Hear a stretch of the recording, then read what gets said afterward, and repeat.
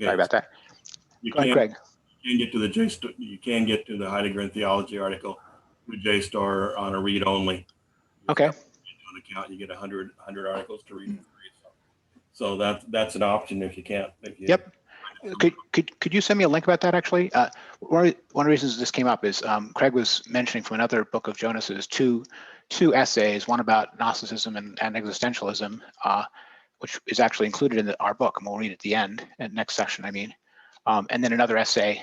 These are both in a book of essays that Craig found. And the second one of them on Heidegger and theology isn't in this book, The Phenomenon of Life by Hans Jonas. But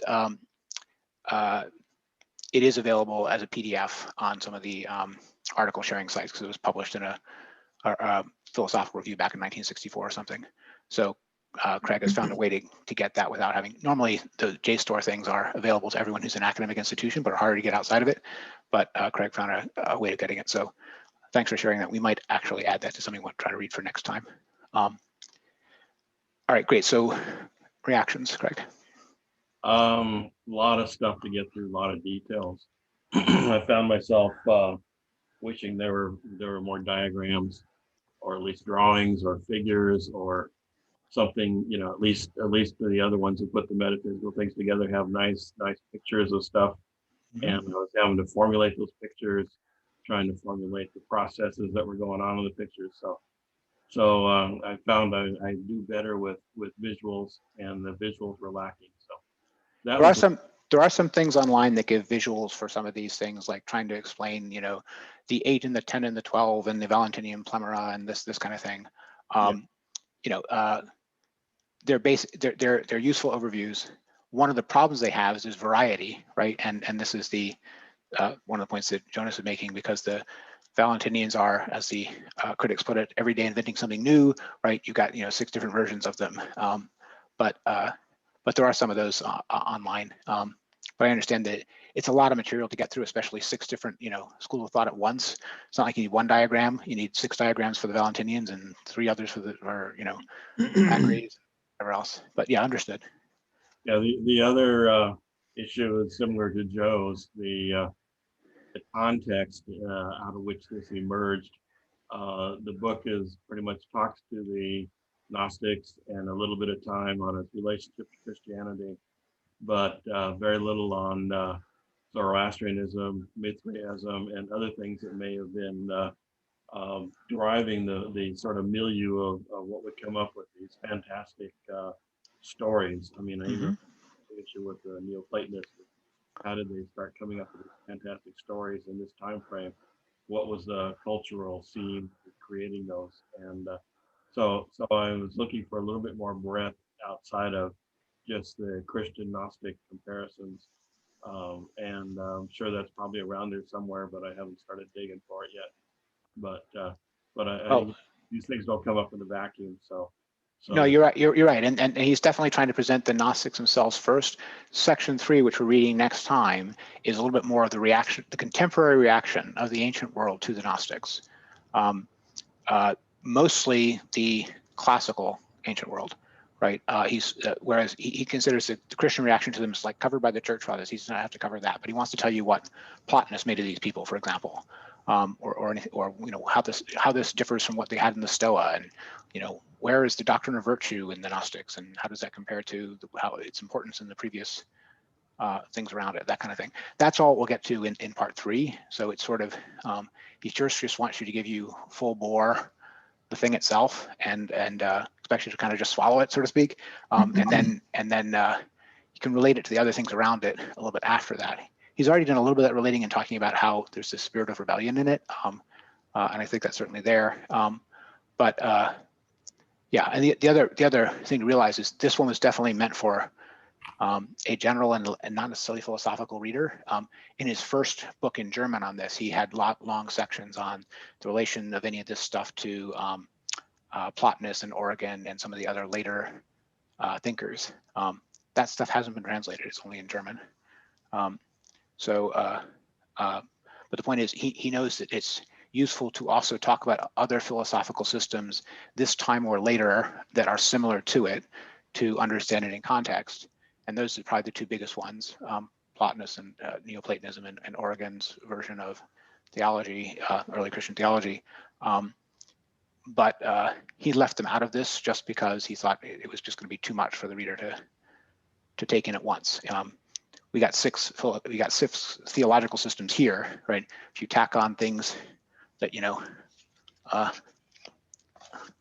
come in books this size in the original, it gets harder. But okay, fair point. We do want to talk a little about situation in time after first reactions. The only other one that triggered in looking at this is I didn't find it especially Jungian. So I'm digging into some of the things. I just downloaded Craig Chalquist's article on Gnostic antecedents of Jung's key concepts to try to understand the source there. I think they kind of smeared Gnosticism onto Jung, and yet the picture that Jonas presented wasn't very Jungian, to put it plainly. Yeah, I think yeah. If I want to put it this way, I'd say Jung wanted a version of Gnosticism that fulfilled the roles he needed, and he read that part out of it. And it's not necessarily the historical Gnosticism you get in Jung. You do get pieces of it, certainly, but he's got a role he needs played in the contemporary setting or in the philosophical story he's telling that he wants to sort of peg out there, and he doesn't just make that out of Gnosticism. He sees some precursors of it in Gnosticism, but he also makes that of other things. But yeah, I would say from Jung's insistence, his psychological theory is he kept insisting he wasn't a philosopher, but either yes. way, he was reading into a lot that is. Yeah, and if I may, for others who, I realize some people here are experts on Jung, or students of Jung at least, but not everyone is. But one way to think about this is one of the things that Jung was about, both in this stuff and in his stuff on alchemy, was to see in past systems that had a kind of self-reflecting character because they didn't have much to latch onto in the thing they were thinking about, whether it was because they're thinking about metaphysics or thinking about chemical theory, they didn't know chemistry, whatever. There was a tendency of the imagination of the researchers to take over and determine the content. And to someone who's interested in science, that might mean that the thing is worthless because he's trying to make contact with reality. But to a psychologist, it's the last thing that's worthless. He's learning about the subconscious. He's learning about imagination. He's learning about how people naturally think, so to speak, precisely because the entire content is projected, right? It's not coming from the object studied, it's coming from inside the person. And so it becomes a fascinating psychological study for him to investigate those. And I think he was definitely thinking about it in some of his Gnosticism stuff. It's not just Gnosticism he talks about, we're talking about particularly works like Aeon here, if people know that book. So if there are things which recur as archetypes of the collective unconscious or anything like that, he's interested in it. He's not looking for ways something was historically influenced by something else so much as trying to find things which are before the historical influences themselves, or that the historical influences only shape, because he's looking for sort of a natural substratum of imagination or something like that. That's just for people who might not understand why Jung comes up in these kinds of contexts. We get these elaborate metaphysical theories or things like it.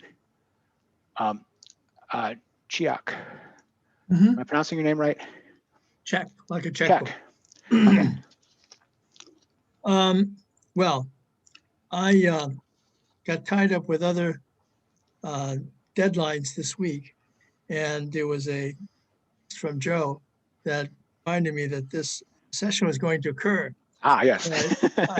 I then checked on the meetup site, and I was a little puzzled because in the last session, Jason, you had said we were going to do part 2. And Yes. then on the meetup site, it said pages 101 to 137, which I thought was only part of part 2, but maybe you had looked at it and decided that was going to be enough meat and gristle to chew on.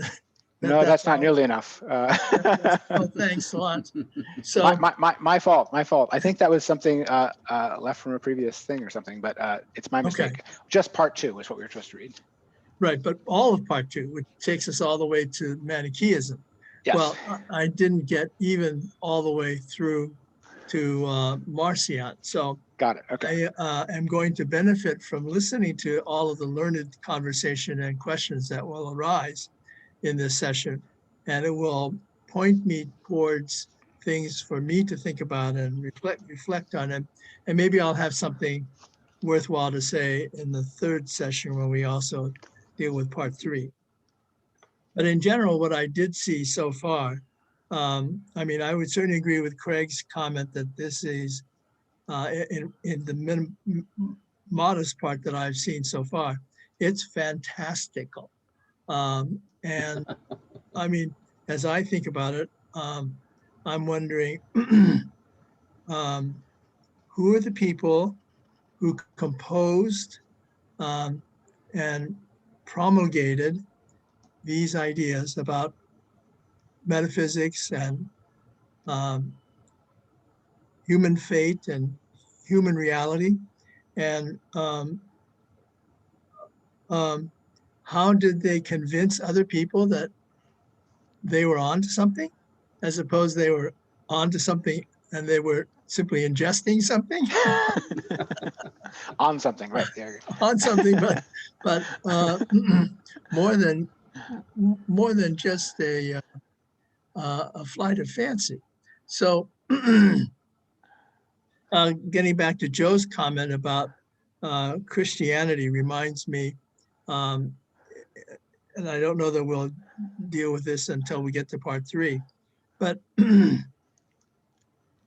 in general, from what I can tell, some parts of this must relate to the spiritual universe and cosmological ideas that were in the Middle East, such as from Zoroastrianism, even if it wasn't directly Zoroastrianism, or in the West, or the Greek-speaking part, from Neoplatonism.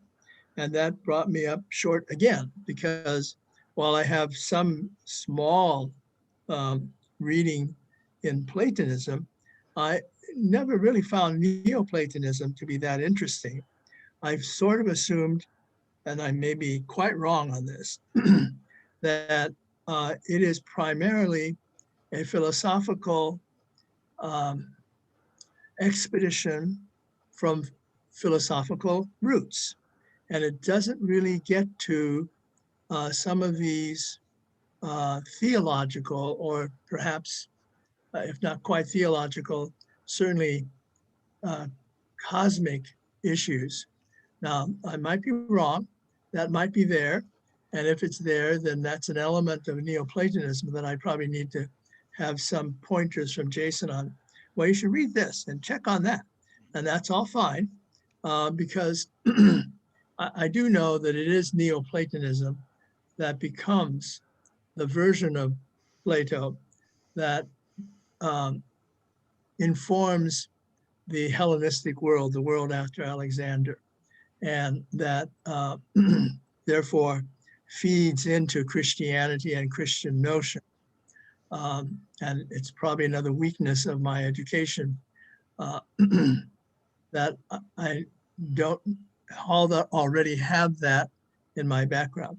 So I'm expecting to profit greatly from this introduction. I don't know if the next thing that Jason is going to lead us on in the chases and philosophy will reinforce any of this for me. I'll try and hang on if it does. So great, thanks. Great comments. So just some points about Neoplatonism. Most of Neoplatonism is later than this stuff. It's from around the same time to later. Ammonius Saccas, who is the teacher of both Origen and Plotinus, is like active in Alexandria in like 220 BC, AD. Whereas Valentinius is in Rome teaching his system in 150 AD, 70 years prior. So yes, some of these ideas and notions were around in the world, but the classical statements of Neoplatonism, both in its Christian form and in its classical pagan form, non-Christian form, are both about 100 years later than this. Now, that doesn't mean that there aren't Platonic predecessors of them. There are, But when we think of Neoplatonism, school Neoplatonism usually starts with Plotinus as like the dividing line, and maybe his teacher, if people refer to him at all, but since we don't have his writings, they mostly don't. And then all the people after him, people like Proclus and Porphyry, who are, you know, up to several hundred years later than Plotinus. So Neoplatonism is roughly 280 to 500 AD. And in the period between the Academy, Old Academy, and Plotinus, the people call it Middle Platonism. And that's the kind of school Platonism that those people actually came out of. It's the kind of Platonism that Philo studied at Alexandria, or that you know, Eratosthenes, the mathematician and astronomer, taught at Alexandria. It was not yet nearly as religious as it got, if I can put it that way. There was still some metaphysical speculation in it, but it was much closer to the old Platonism. The Platonism of the Old Academy was, after like within a couple generations of Plato himself, very skeptical. It was, you know, academic skepticism. The only thing I know is that I know nothing was the piece of Socrates they were running with, so to speak. And Middle Platonism is basically defined by the fact that they've kind of dropped that sort of skeptical academic pose, and they're more interested in the actual positive doctrines of Plato and how they differ from those of Aristotle or the Stoa or something like that. So Middle Platonism is kind of the school version of Platonism that is trying to teach an actual positive doctrine. But most of the content of that is what we get from Plato himself or some of the commentators on him. It's mostly not what we get from Plotinus and after. And you're right that it's the Neoplatonism of Plotinus and after that has the biggest effect on Christian theology, especially on Christian theology in the Eastern Orthodox world. It has an influence on the West, mostly through Augustine, because it was, you know, the Augustine's itinerary was he was probably a Middle Platonist with only a little bit of Neoplatonism thrown in, and then he was a Manichaean, and then he was a Catholic, right? But in the East, you get the systems of Clement of Alexandria, and then Origen, and then the Cappadocian Fathers and Gregory of Nyssa, and leading down to Dionysius the Areopagite. All that is a much more mystical line, if I can put it that way. And there are parts of Origen in particular that become controversial later and get dropped by about 500. But between the period of about 200 or 250 when he's writing and 500, he had already had an immense influence. So that's the place where Neoplatonism most influences Christian theology. And the thing to understand is because there hasn't been any great split between East and West yet, and also this period coincides with when Christianity is first becoming established, it's that theology that informs all the early councils, the formulation of the Nicene Creed, all that kind of stuff. All that stuff is coming out of Eastern Greek Orthodox thinking, or it hasn't split from Orthodox and Catholic, but it's Greek thinkers who are steeped in this version of Neoplatonism as the background philosophy they're thinking in terms of, who basically define all the dogmas, decide what's in the canon, all that kind of stuff. And Western Latin Christianity is less influenced by it, but that split really develops much later. Okay, but I just want to do a little bit, this is, or segue into my next topic, which is situating all this in time, which is what I want, part of what I want to do here. So Simon Magus is immediately after the crucifixion, right? He's in Samaria, right next door, you know, within a couple of years of the Passion, and he's, so you're talking even the first half of the first century, right? For the earliest of these guys that are being discussed in this book. Valentinius is around 150 AD in Rome, 140 to 160 in that range. So when he's there, when he first arrives there, he's maybe only 40 and he's getting a party together. I think he dies in like 160 AD, something like that. For comparison, the first catechism school in the history of Christianity is the school at Alexandria, founded in 180 AD, right? So 30 years after Valentinius is at his height, they first opened a theological faculty in Alexandria to teach Orthodox Christianity.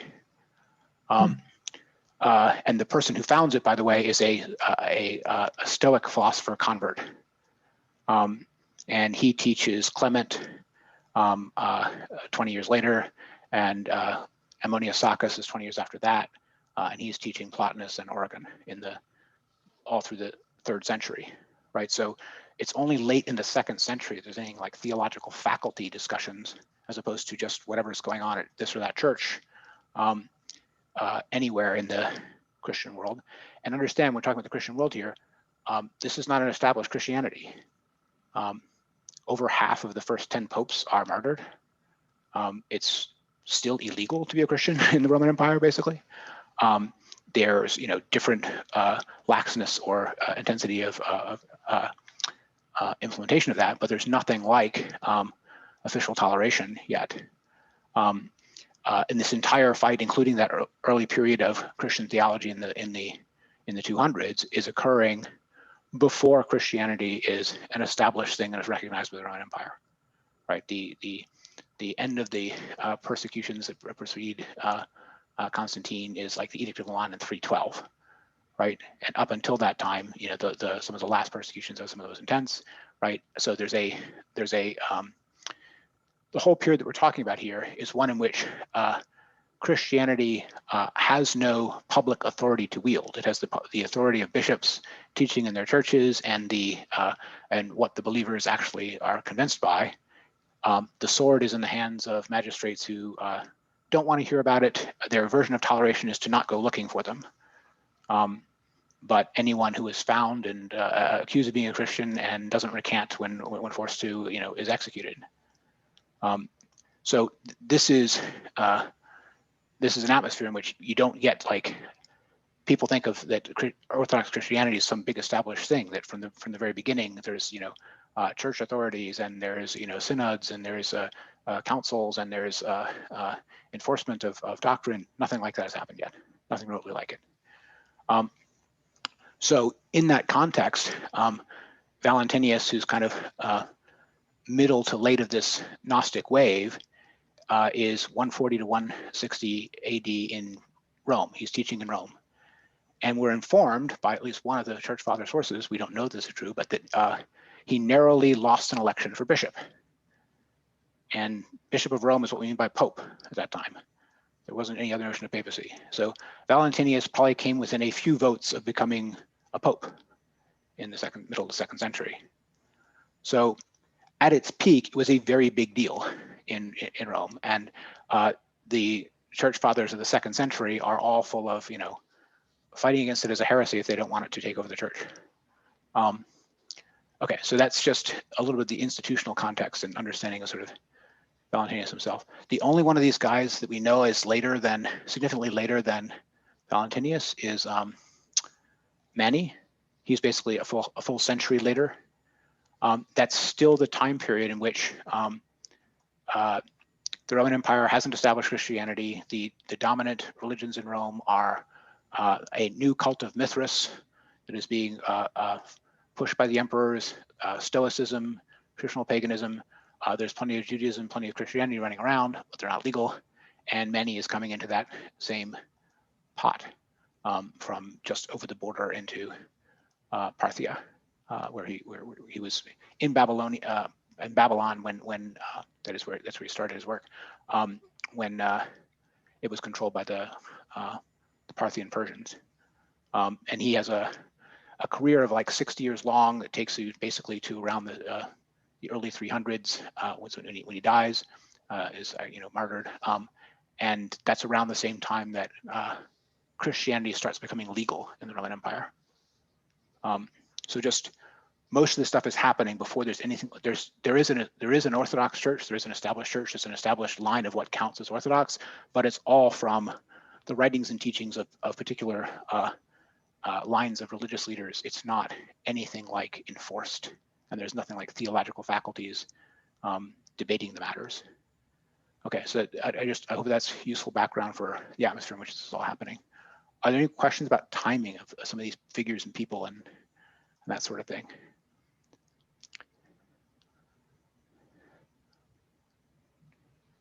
Anyone? No? Okay, so situation of time is the first thing I wanted to make sure I did. Let's talk a little about the variety of what we have to talk about before we talk about each one. So Simon, earliest and in some ways simplest version, but it becomes a school in the sense that there are people, you know, 1 or 2 generations after Simon who are still, they're moving in the direction of more of this metaphysical speculation than he did. They're not all the way to Valentinianism, so to speak, but they're moving in that direction. But they still consider themselves Simonites or something like that. From the standpoint of the Church Fathers, it's the first rival that young Christianity immediately encounters. The first Gnostic one, certainly. Then Hymn of the Pearl, Jonas calls this an example of the Iranian version, but I think it's more Indian. I mean, maybe it's from Persia, but it's from Persia, from Eastern Persia, Western India. There's definite Indian elements in this, and even Buddhist elements in this one. Then Marcion, he's also Rome, and he's actually earlier than Valentinius and overlaps with him. He's the one who is probably closest to being, or at least trying to be, Orthodox Christianity, but he's got a big problem with the Old Testament. He doesn't like the Old Testament God at all, for basically Gnostic reasons. Then we have Hermes Trismegistus, included here as an example of the purely unchristian, the purely pagan version of Gnosticism in this era. And this originally comes out of Alexandrian Egypt, Greek Egypt, basically. I think it's true that there is definitely some Gnostic elements in Hermetic doctrine, and it certainly later influenced plenty of people like the alchemists and so forth, and Jung is interested in all that. But there are definitely also parts of Hermetic doctrine which are not Gnostic. They're just pantheist. They don't have the same hostility to the cosmos that you see in the rest of Gnosticism. And partly that's just more like their pagan rather than Gnostic sources. Then we talk about Valentinianism. You know, he calls it the Syrian version. Valentinius himself is actually from, not really from Syria, he's from Egypt, and is mostly teaching at Rome, but he still calls it the Syrian version because it's what's in common between Simon and Valentinius. And then Mani, we talked about where he comes from and how much later he is. We don't really have good dates for Hermes. It could be as late as 200 AD, a little bit later than some of these. One of the reasons we don't is the whole notion of Hermetic doctrine itself is based upon ascribing greater age to things than they have, right? That's what it's about. They want to claim that this is the teaching that the Egyptian god Thoth, taught to his disciples before the Old Testament, because there's this race to be a more primordial doctrine than the next guy that they're engaging in. So even if the main doctrine is something which is somewhat Neoplatonist, you're going to say that it came from, you're not going to say it came from Plotinus in Alexandrian philosophy departments. You're going to say it came from the Egyptian god Thoth. Anyway, that's just talking about the dating. Hymn of the Pearl, again, I don't think we really know its date. It seems to be early. It seems to be roughly the same time as some of the other Gnostic Gospels. The Gnostic Gospels were really running around from basically 100 to 200, well, especially 100, 150 AD, 200 AD, in terms of when they're first appearing. They're certainly being copied after that. There's a wide variety of them. Many of the early church fathers are citing them as important authorities. The Gospel of Peter was, still being cited in, 220 or so.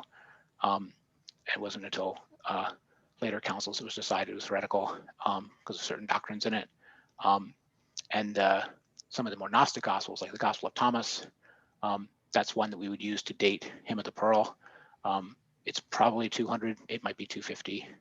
It's probably not what it claims to be. What it claims to be is that the actual disciple of Christ, Thomas, the famous doubting Thomas of the resurrection story, went to India and as the apostle to that country trying to convert it. And this is supposedly his gospel, the story of his travels. That's where the Gospel of Thomas comes from, and Hymn of the Pearl seems to be the same composition. Anyway, the point I want to make this point that the dates of the Gospels running around. For comparison, the usual understanding of the last book of the received New Testament is Apocalypse from like probably the 90s AD. The first time it's actually cited by other fathers is like 150 or 160 AD, but from the events it's describing, it seems to be set around 90 AD. Now, that could be that it was written later and set 90 AD, but it's certainly no earlier than that, and it could be in the early 2nd century. I'm just trying to give a notion of the degree of overlap there is between when the Gnostic Gospels are coming out and when the canonical Gospels are coming out. Some are coming out side by side. Certainly, Simon's the same time as the canonical Gospels. Some of the Gnostic ones might come out 50 to 100 years later, but not much, no more than that later. Okay, I was just covering all my situation and time things. Now I want to actually talk about the systems themselves. So it sounds like everybody that got through the reading managed to get the assignment. Oh, I know what I should do. I should pause. We've got some new people here, and I've been asking people for first reaction to things. Not everybody did the reading. I want to give people a chance to ask questions about anything we've said so far. That would include Noreen, Linda. Anyone wants to ask questions about anything we've said so far?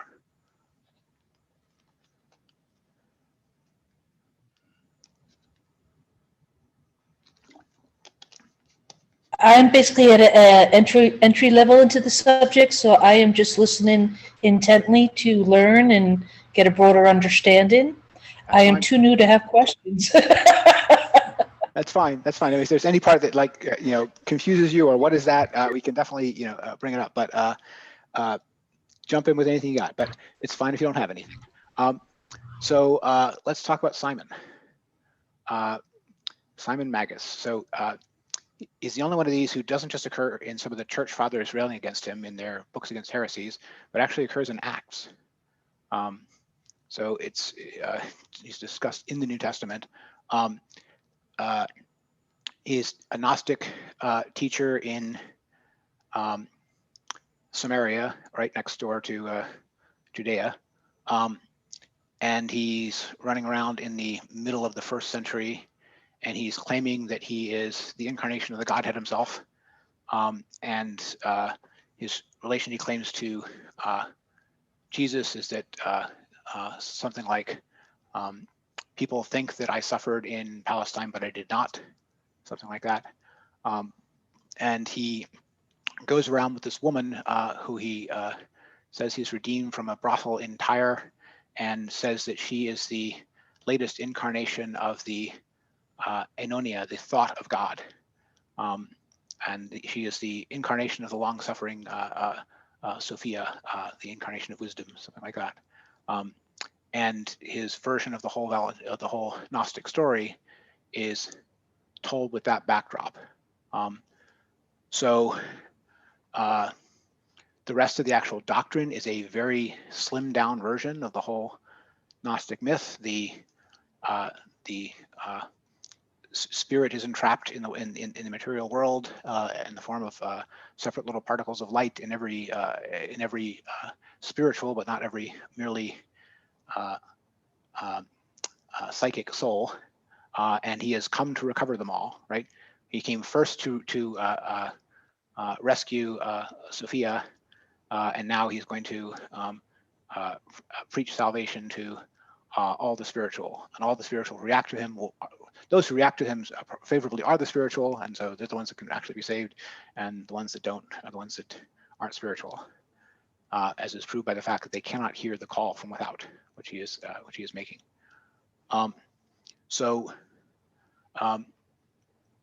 Obviously, this is kind of a wild thing to have going on within 10 years, maybe 15 years after the crucifixion, for early Christianity to deal with. But thoughts, questions, responses to this section on Simon Magus? I was curious about this entire idea of soteriology, salvation theory. Yes. I don't think they had that in the Old Testament. That's my only other familiarity with these ancient writings. So where was it imported from? I mean, Christ had it, of course. Christ, yes. Christian, Yeah. So Magus picked it up. I mean, Jonas talks earlier about the transcendental religion of salvation, right? As being the characteristic thing these things have. Religions of salvation mean that they're speaking to individual people, right? The thing that they promise is not usually not wisdom, enlightenment, success. They promise salvation for this person. The predecessor of that in the ancient world was the mystery religions, and maybe even earlier than that, some things you find in Egypt before then, in afterlife things. But the mystery religions were typically religions of personal salvation. They grew out of the in the case of the Greek world, they grew out of like the city cults that were teaching the nature of life to the people coming of age, and then they had an older one for the adults version of it that was going to teach them about mysteries of the afterlife, something like that. And the earlier versions of that was just a kind of thin performative teaching of the doctrine of afterlife that was believed in, say, Athens or Sparta or Thebes. But they got more elaborate around the time we're talking, from 0 AD to 200 AD. They start to have doctrines they actually preach. They're not just expecting people to be convinced by a literal ritual that they were induced to perform by their membership in a city, right? And the Romans are talking about all the different mystery cults coming in from the East.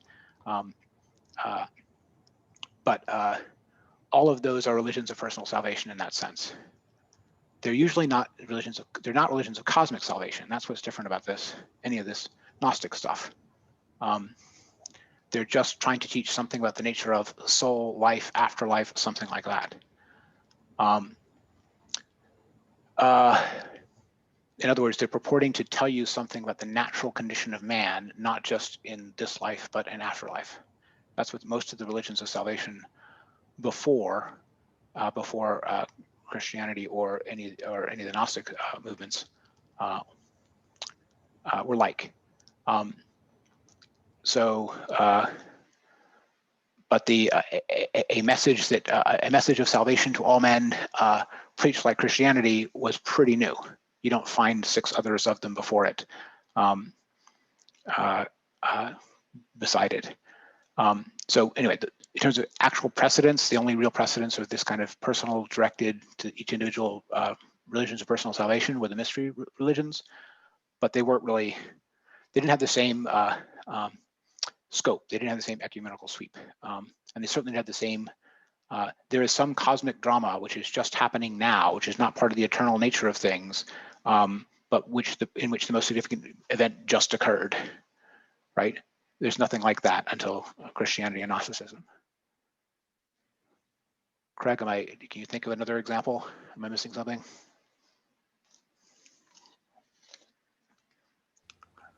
Trying to remember where I just recently read about that stuff, and I'm drawing a blank. But the whole sense of the need for salvation seemed to come up there. There is an element in Mithraism that Yes. that is not well understood because there just isn't that much information on Mithraism. That's probably a mystery called it to remain a mystery. But, right. I mean, what we know about Mithraism is it's kind of a import from Iran or that part of or maybe Iraq these days, and it's starts off as just a mystery religion, but it purports to also be something like a way of joining the fighters of light, something like this. There's echoes of some of that Zoroastrian dualism in it, if I can put it that way. But it's definitely starting off as just a mystery cult, right? There are religious sacrifices in which bulls are slaughtered, right? Involved, but it becomes very popular with the Roman soldiery in particular, and so much so that some of the emperors actually promote it, whereas most of the other Eastern cults were frowned upon. And some of the very late Roman emperors, when I say very late, I don't mean the late pagan Roman emperors before Rome becomes Christian, who are looking to revive paganism, look to something like it. to try to instill some fervent religiosity into a pagan Roman culture, without a ton of success outside of the military, must be said. Yeah, there's a little bit of the cosmic in that. It's certainly telling you a cosmic story. But as you say, we don't know much about the actual details of it. It's not a coherent body of doctrine, even to the extent that the Gnostics are, right? There's no mythic gospel that you can, go read, like you can go read the Gospel of Truth to find out what the Valentinians thought. Okay, I forget what the question was. Joe was asking about the origins of Saviorism, Yes. Soteriology. Yes. And the Hellenistic monarchies, when they would rescue themselves from dynastic disaster, would canonize someone as a soter, a savior. Yes. So I don't know that had any effect on religiosity. But since both the Seleucids in Syria and the Ptolemies in Egypt had a succession of powerful rulers with major effect on the areas they governed, it would at least spread the idea of being a savior, although not in a religious sense, in a dynastic sense. Yeah, I mean, I don't know how deep any of that penetrated until we're talking about things like the. I mean, one of the points that Jonas is making here is that in the whole book, I mean, is that around 100 AD, not 100 AD, 0 AD, there's a shift of the whole culture moving away from secular and towards religious culture, and I think he's right about that. And a big part of that is that the focus moves off the political and towards the spiritual and personal. The mystery religions, the popularity of the mystery religions are there for a long time before, but their popularity, the fact that they can sweep the world like a wave, is definitely rising in that same period of time, and probably for the same reasons.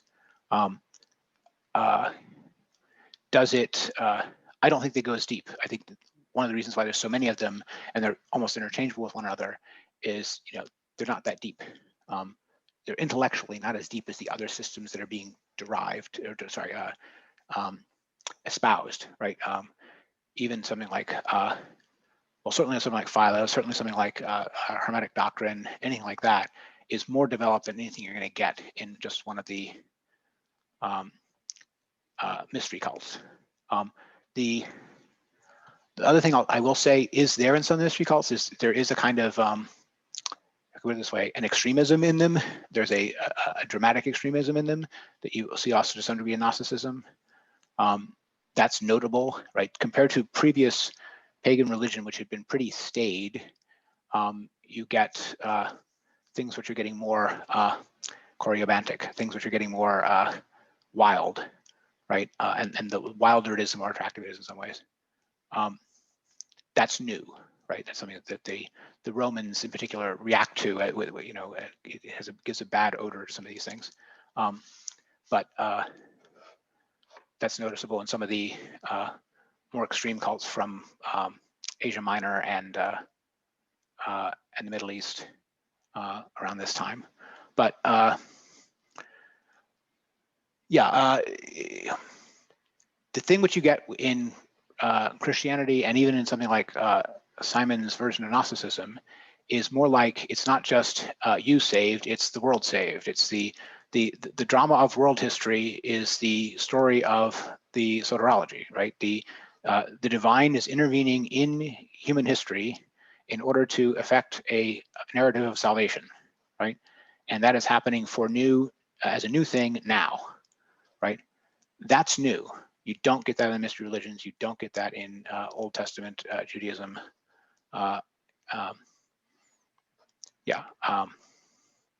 Even in something like classical original Zoroastrianism, you don't get that. You get there's an eternal conflict between good and evil, and you have to choose sides and be on the right side, kind of thing. But that's not the same as Ahura Mazda is intervening in history now to change the way the world is going, right? You might get that in Mani, but you don't get it in original Zoroastrianism. Does that help? Joe is nodding. Okay, I want to talk about the this Sophia figure in this. This is something that's going to recur in the Valentinians. It's extremely important, I think, and it's quite new. There are certainly many earlier, how to put it, the pagan religions of of Asia Minor and the Near East are full of important goddesses, right? But that's not the same, not anything like the same thing shown here. In the notion that the meaning of the world is the sufferings of Sophia, and salvation consists in redeeming her. Simon is like the first cosmic white knight in history, right? There's I'm not going to be comic about this. It's very different from what you're getting in Christianity. It's certainly different than anything you get in like Philo, right? Did anyone have reactions to that aspect of this thing?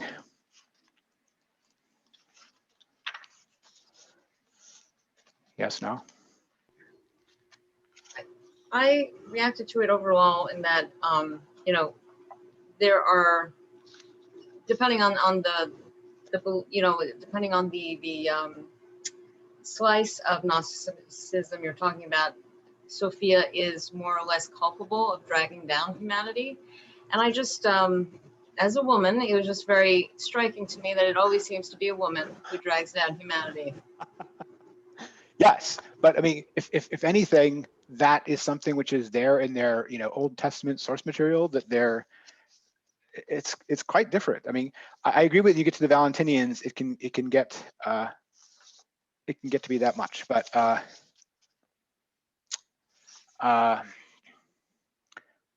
what's going on here? Can you think of another previous religion in which the most important question is who has been involved in a fall, undergone suffering, degradation, and you know all the trials of passion, right? Such that redeeming them from that or saving them from that is the purpose of history, right? You get a few things of, you know, dying and resurrected gods and Dionysus kind of thing. You get a few things of, you know, suffering figures in Greek myth. You have, you know, the story of Prometheus, something like that. But I don't see anything like this earlier. I don't even see it in Christianity. This is a bit off topic and it happens later, but a few hundred years after this. So I'm also reading some Buddhist texts with another group, and like the very striking thing that happens between the Theravada text, like the original text, and then the Lotus Sutra is that there is no theology like that where, you know, the world has suffered because of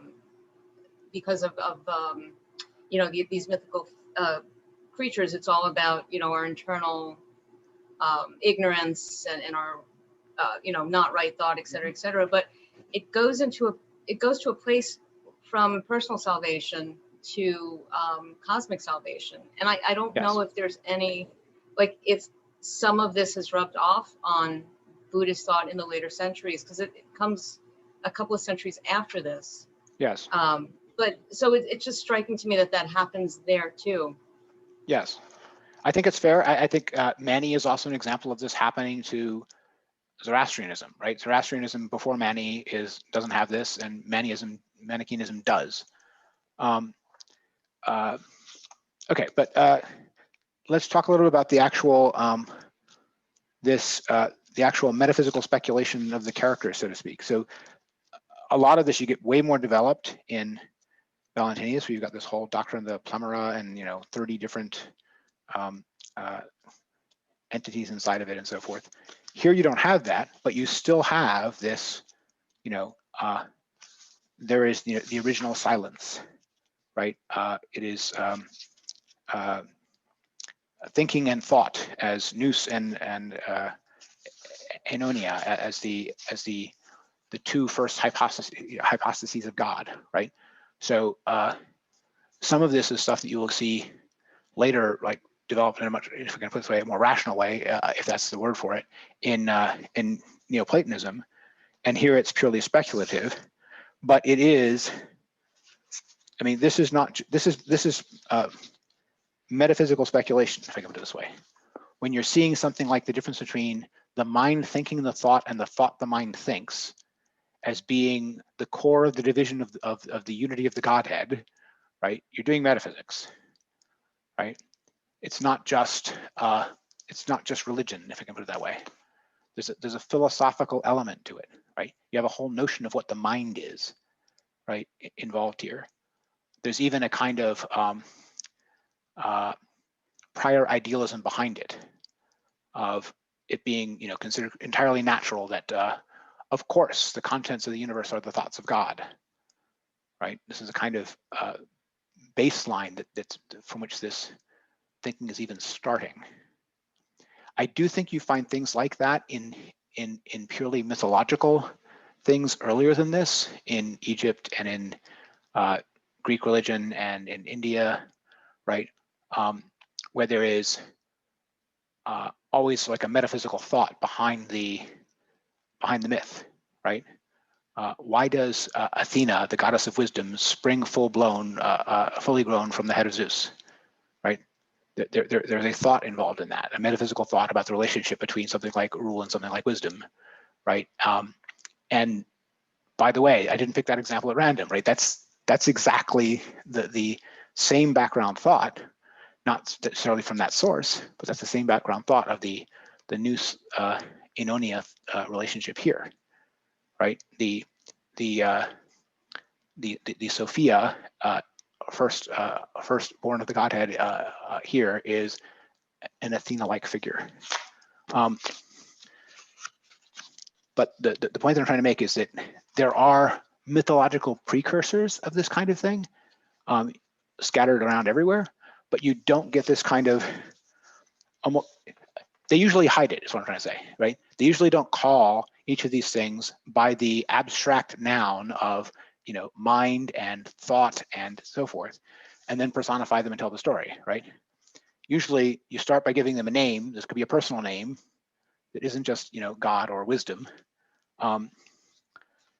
Anyway, that is already striking to me, that there's this metaphysical, philosophical meaning of the abstract term way of thinking going on here. And then also some of the actual contents of it are just copied verbatim over to the Valentinians, right? Even if they don't consider themselves followers of Simon, they still start from the same silence God thought division. Someone have a question? No. I want to relate this to Christianity in a somewhat controversial way. I mean, this is Trinity thinking. That's what this is. This is trying to understand the different persons in the Godhead kind of thinking. And you'll later find that the Neoplatonist way of thinking provides a good framework for that kind of thing. I'm very far from saying that Simon is inventing the doctrine of the Trinity. I'm saying it's the same kind of metaphysical thinking about abstract moments of something that's involved in the idea of distinguishing persons in the Godhead. Does anyone have any comments, reactions to that? None. Okay. Trinitarian. Yeah. Go ahead. Trinitarian thinking did surprise me as an element in the hymn to the pearl, Yes. or the hymn of the pearl. I don't think Trinitarian thinking was that well defined in the Christian traditions by the time the Gnostics began, I guess, to pick up on it and run with it in their own direction. I completely agree with you that they hadn't yet developed anything like what later becomes the fully developed Trinitarian doctrine of the Nicene Fathers, right? Which requires a whole elaborate theology of what was then basically Greek Christianity. Right. And that nothing like that is there yet. What is there is something like, the beginning of John, right? And trying to see if you can read the Old Testament in a way that finds the word everywhere. Mhm. But the fact that logos is the term used for this second person of the Trinity, right, is part of the same kind of thinking. It's a term out of Stoic philosophy, and it is an abstract noun made into a person, right? That has the function of that the logos has in Stoicism. The order of the word, the truth, the order of the world, something like that. What I'm saying is that that's the same kind of metaphysical thought. It's not just dependent upon some text. The text is coming from somewhere. The text is coming from a thought that expresses understanding of metaphysical questions with this reasoning about the essence, activity, effect, whatever, of an abstract noun, right? And I think that there was some of that was already there in older mythological thought, but it was never so, if we put it this way, surface rational, surface metaphysical, surface just trying to reason out what the concept means. And some of the stuff we get here later about the Valentinians, they talk about, what stopped this person at the edge of the Plemera? Limit, right? They create an entity that is a deity called limit, horizon, horos, right? That stops one thing from crossing into another because it's a limit of something.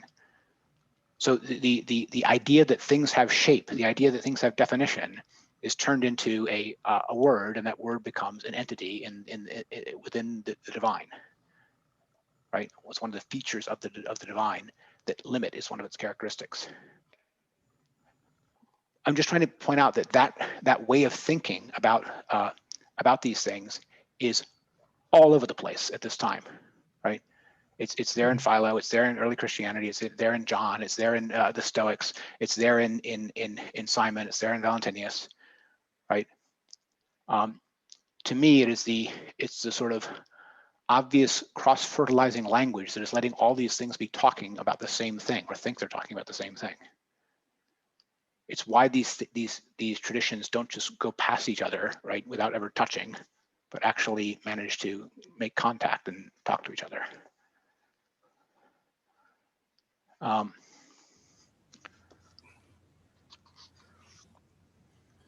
Isn't there another element, though, without going too far back into soteriology, the distinction between ignorance, not knowing, and sin being a state of evil seems to be that Jonas brought that out a few times.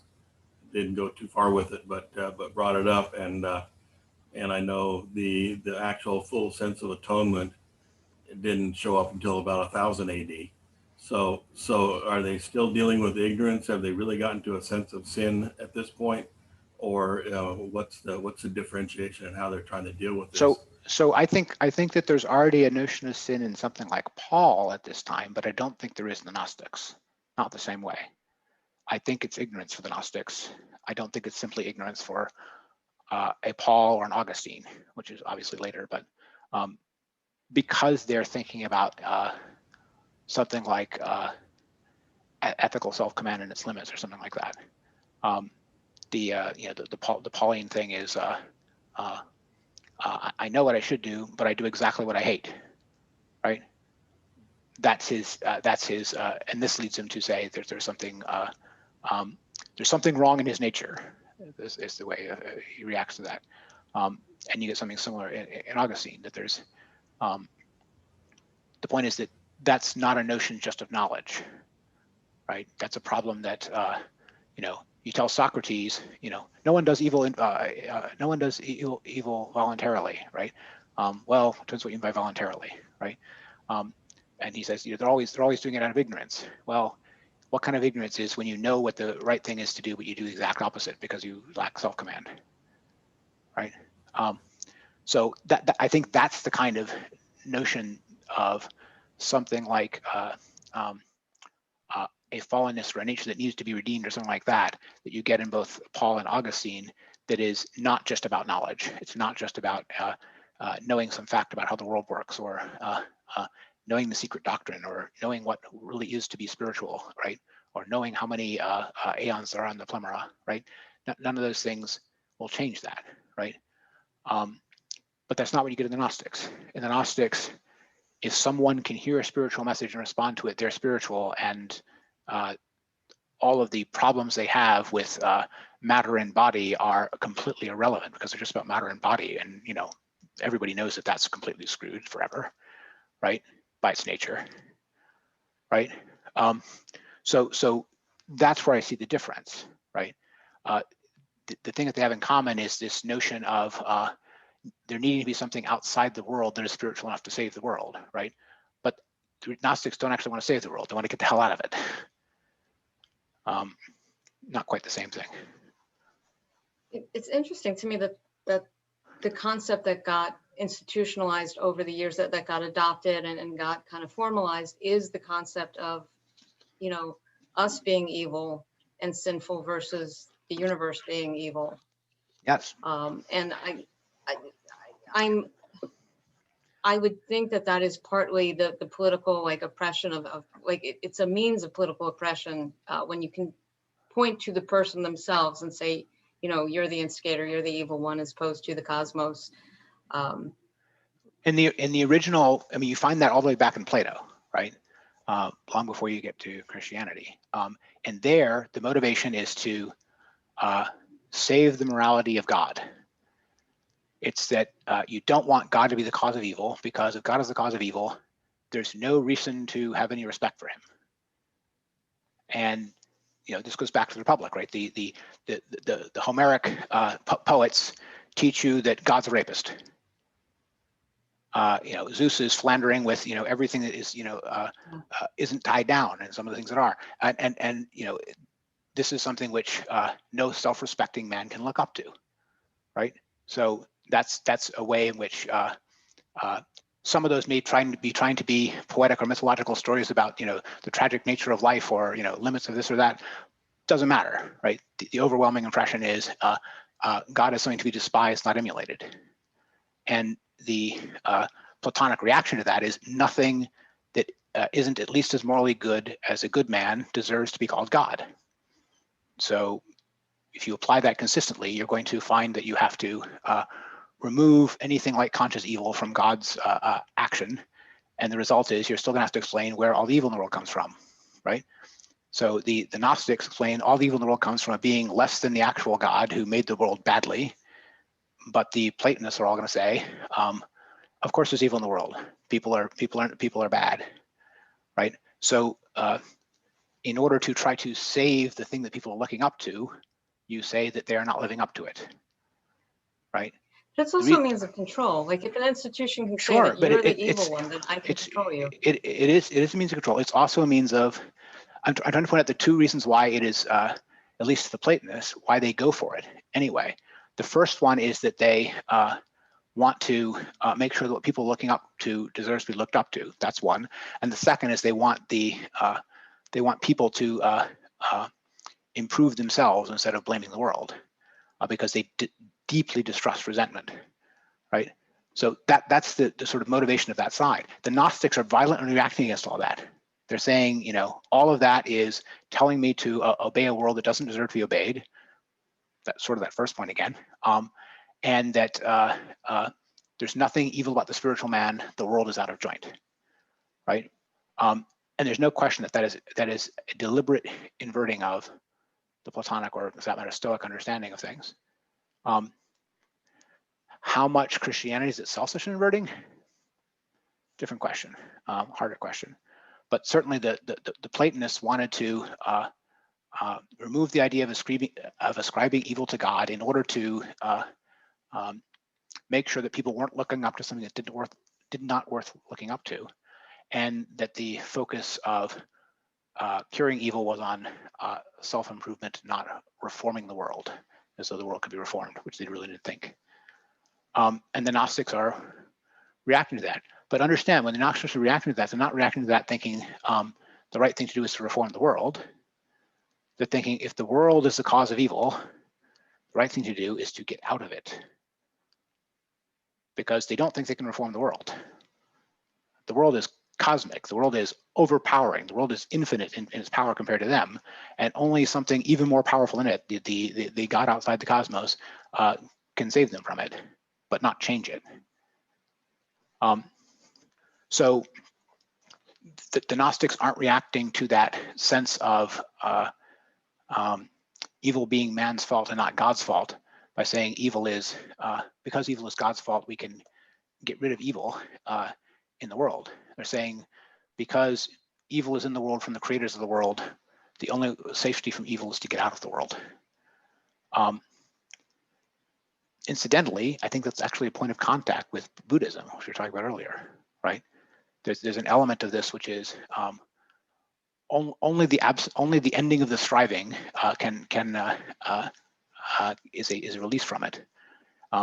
It's not I want to ride the affairs of the world well. It's I want to get off the ride. In both of them, that's something I also see in the Hymn of the Pearl. And this is, to the Gnostics, this is connected with the notion of mankind having an exalted spiritual destiny, right? Unless he has that exalted spiritual destiny outcome, right? There's no reason for him to be satisfied, right? There's nothing to be satisfied about. In the Hymn of the Pearl, right? You know, it's reunion with the parents back in India, or aka the Godhead, right? And with his unified self or something, but out of Egypt. He's not going to go down to Egypt to reform Egypt. Does that help? I think these are fair questions, but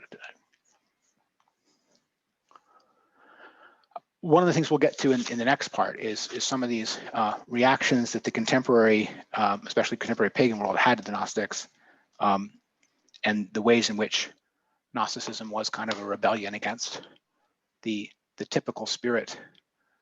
I didn't put it, the typical spirit of resignation, if I can put it that way, of late antiquity. Where by resignation I mean the idea that the only thing to do with the sufferings of the world is to bear them manfully, right? Put up with them, right? Something like that. That's what virtue was to a Stoic, right? But that's just submission and slavery to a Gnostic.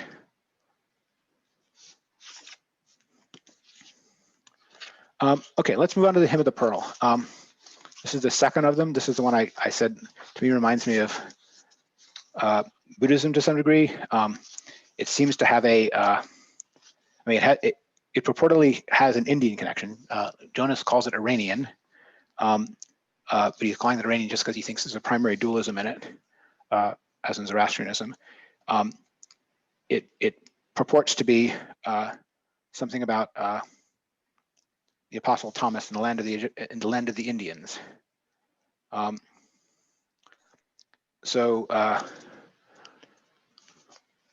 Okay. First, just reactions to the actual story. We'll get to the symbolic elements of the story later, but just the reaction to the story.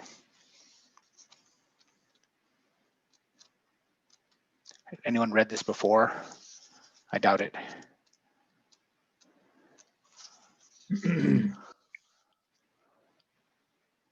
Chuck, do you have a reaction to the Hymn of the Pearl?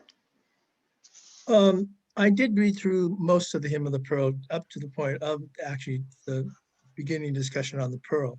Yep. And I did find that it surprised me, as I was mentioning, seconding Craig's comment that this was fantastical, how elaborate the points of references were, the processes were that would be involved, that the process of salvation would be so specific. And, in terms of the Hymn of the Pearl itself, I don't know that there was any specific commentary from Jonas, but do we know that since this was only a section in one of the Gnostic Gospels, was there much focus on this particular story? Do we have any idea how the Gnostics conveyed their ideas and thoughts amongst themselves or to new followers? The only thing we have to go on is just how often these things get copied and found, right? I mean, the Hymn of the Pearl is found enough places. It definitely was. It was considered a put it this way, a useful text. It was a useful thing to have. It was a story they were proud of, right? That they saw significant meaning in. It isn't as common in things like the Coptic libraries as the Gospel of Truth by Valentinius. We think by Valentinius. That is, way more important later. That is, it's much more likely that you find in a Coptic library a copy of the Gospel of Truth than that you find a copy of the Hymn of the Pearl in the Song of the Apostle Thomas, right? So in that sense, it's not as central to most Gnosticism, but that's partly just because this is this Eastern tradition Gnosticism as opposed to the the main thing you got in Rome, right? The average monk out in the desert in Egypt who wanted to be able to read something about Gnosticism in his monastery wanted to read about what the Valentinians were doing in Rome, not about what Thomas probably didn't do in India, right? But yeah. Do we have, for instance, do we have any sense of how Gnostic thought actually transmitted from a document or a teacher to a group of people? Sure. Well, I mean, in the case of particular schools, certainly. I mean, in the case of the Marcionites, certainly, actual teacher and actual churches. And in the case of Valentinius, also, a known line of 4 or 5, succeeding teachers, one to another, a large body committed to it at Rome. But for the movement as a whole, the ways in which the different things cross-pollinated one another, no, right? You can't trace any of that. You can only trace it within the individual schools. You can see some of the other things in the textual stuff, right? Rather than the tracking the people, like the common points about the starting points of the differentiation of God in Simon or Simon's followers, and in Valentinius tells us that they definitely read the earlier stuff, right? Just because you wouldn't come up with a scheme of 30 different elements of the Plemera the same way twice if you hadn't read the previous one, right? But that's internal evidence. It's not that we know that this person taught that person. The other thing that they have themselves is each of the different schools had some notion or doctrine which the church fathers often comment on about where they think they got it from. So like Valentinius claimed that there was one teacher before him who was himself taught by Paul, right? He claimed that Paul told his secret doctrine to so-and-so, and so-and-so told it to me, right? In the case of the Acts of Thomas, it's supposed to be something actually written by an apostle, right? So there are claimed origin things like that. Most of them have a little bit of thin on them. Not all of them. Some of them are more straightforward, but there's always some way in which they're tracing things back. The other thing we have for some cases is we know about some of the works they wrote, even if they aren't the works themselves. So we know, for example, that one of the earlier Valentinians wrote significant, like 200 pages of commentary on all the documents in the New Testament, right? He was writing, commentary and exegesis about the right way to read this from his point of view, right? So we don't have any of those things, right? They didn't survive, right? But we know that they wrote them because the church fathers that were arguing with them talk about them. So it's pretty fragmentary what you can put together for any one case. but yeah, I mean that's the most you can say about the transmission in schools. If these things were out there, they were certainly being read, copied, passed around, etc. We know that because they are significant groups of adhering to them. But it's a fair question. But I'm trying to get at why that's the thing you think of when you think of the Hymn of the Pearl. You just wonder, did this influence anything? Or is this a random text that we happen to have? I don't think it's a random text we happen to have. I think that there are elements in it which are, yes, it's a poetical composition, but there are elements in it which are meant to be symbolic in ways that are common enough across the Gnostic groups. You could translate this into Valentinian terms. You could translate this into Manian terms, right? I mean, certain elements of it are probably pretty, specific. I have a letter, right? So, that's a it was a very first century thing, right? The idea that you would know the truth because you had received a letter from the appropriate place, right? That was a common way in which secret doctrine or mystery or orthodoxy could be established, right? Which is why collections of letters are major documents in religions at the time. Where by a letter I don't just mean what something said to the brother-in-law. I mean a leading church authority or something like that telling you something. In this case, it's a mythical letter of the message sent to him from his father outside the world. Flies over and opens up and becomes pure speech, right? This is the but that's still appealing to this notion that the truth arrives to you in a letter.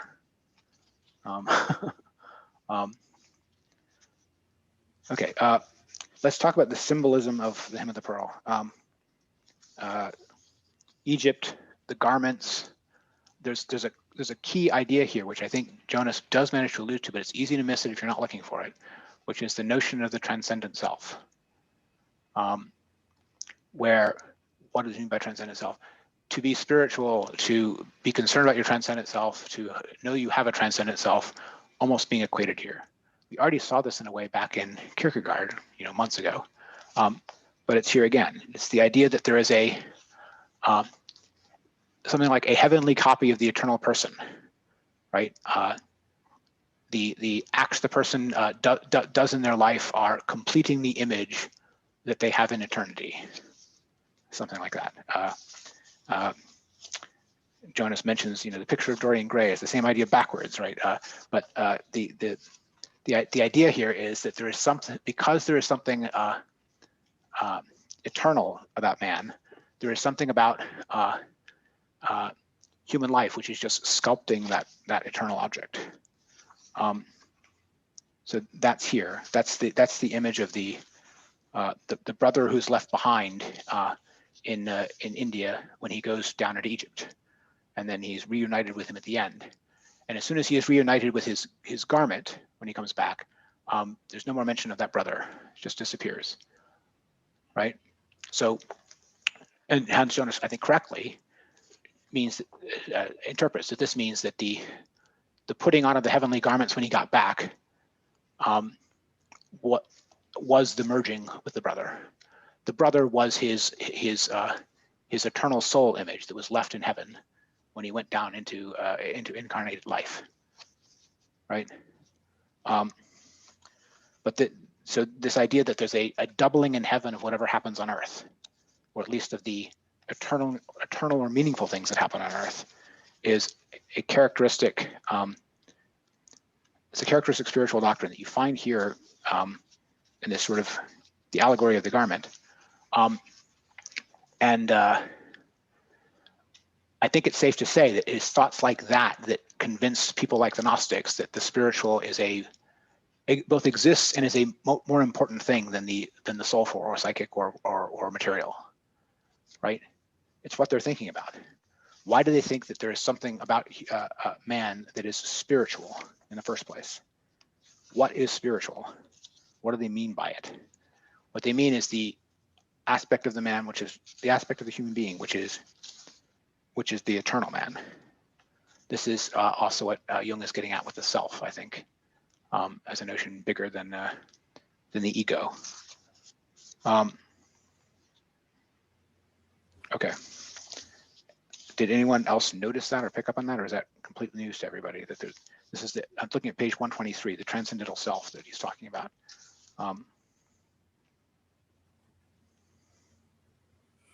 Yeah, I picked up on it, but what was also fascinating as he went into it was the use of Egypt, the use Yes. of a garment, the sense Yes. of going down into Egypt or going into it, and it has me completely rethinking the story of Joseph. Oh yeah. And the same kind of imagery that is there, Yeah. and the fact that this is a coat of many colors, right? the transcendental self is taking on of the coat of many colors. It wasn't just becoming the hot shit in Egypt. It Yes. was a whole different Yes. transcendental act that he exceeded Yes. all of his brothers. Absolutely. And I think you're right. And I point out that like the person who would read the original Joseph story differently that way, you know, with all the allegory in it, would be like Philo. That's like what he's doing all the time, right? Is trying to find a meaning like that in every, you know, every incidental story in the Old Testament he can think of, right? Sometimes to excess, right? Sometimes in a very forced manner, but he's going to find something, right? Whether it's there or not, he'll find it, if you get me. Yes, I think it's pretty straightforwardly done here. You know, the meaning of Egypt as the land of. This is funny, right? We talked about how the Gnostics invert. They take what was previously ascribed to the underworld or the afterlife, and they ascribe it to the world, right? That's going on here too, right? Going out into Egypt is going into the land of the dead, right? Where by the land of the dead they mean the living, to us, right? They mean embodied life is the land of the dead. That's the typical thing going on here.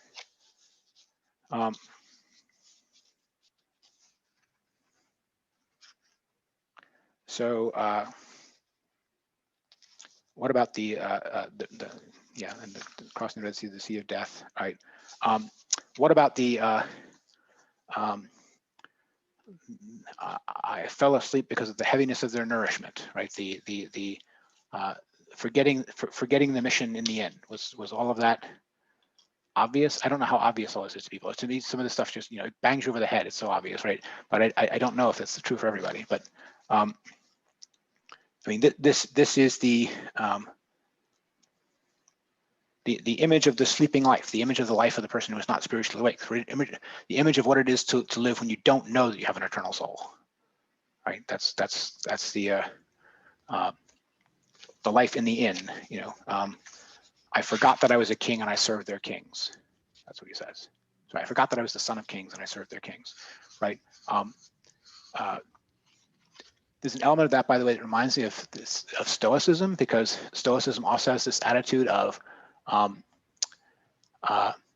ethical life as a matter of having sufficient pride in your actual nature or possibility or destiny, right? In the sense that, you know, what am I trying to say? There's a notion of are you living up to the dignity of what your higher nature is, right? When he says that I forgot that I was a son of kings and I served their kings, what he means by that is something like living in a purely worldly way is in a way forgetting yourself, in the sense that it's debasing yourself. It's obeying things lesser than what you should be obeying, or maybe even commanding. I find that moral, how do I put it? It's a dignity morality, not a obligation morality, if I can put it that way, which you also find in Stoicism. One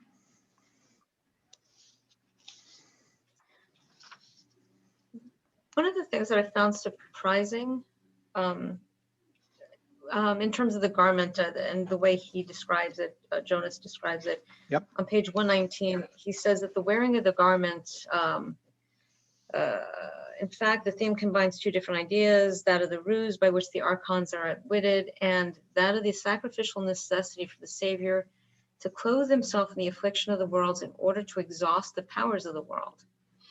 And that's obviously something that comes up in Christianity, but where does this whole notion of like the Savior needing to be clothed in the affliction of the world come from? I mean, is there something prior to this? Prior to this, I mean, I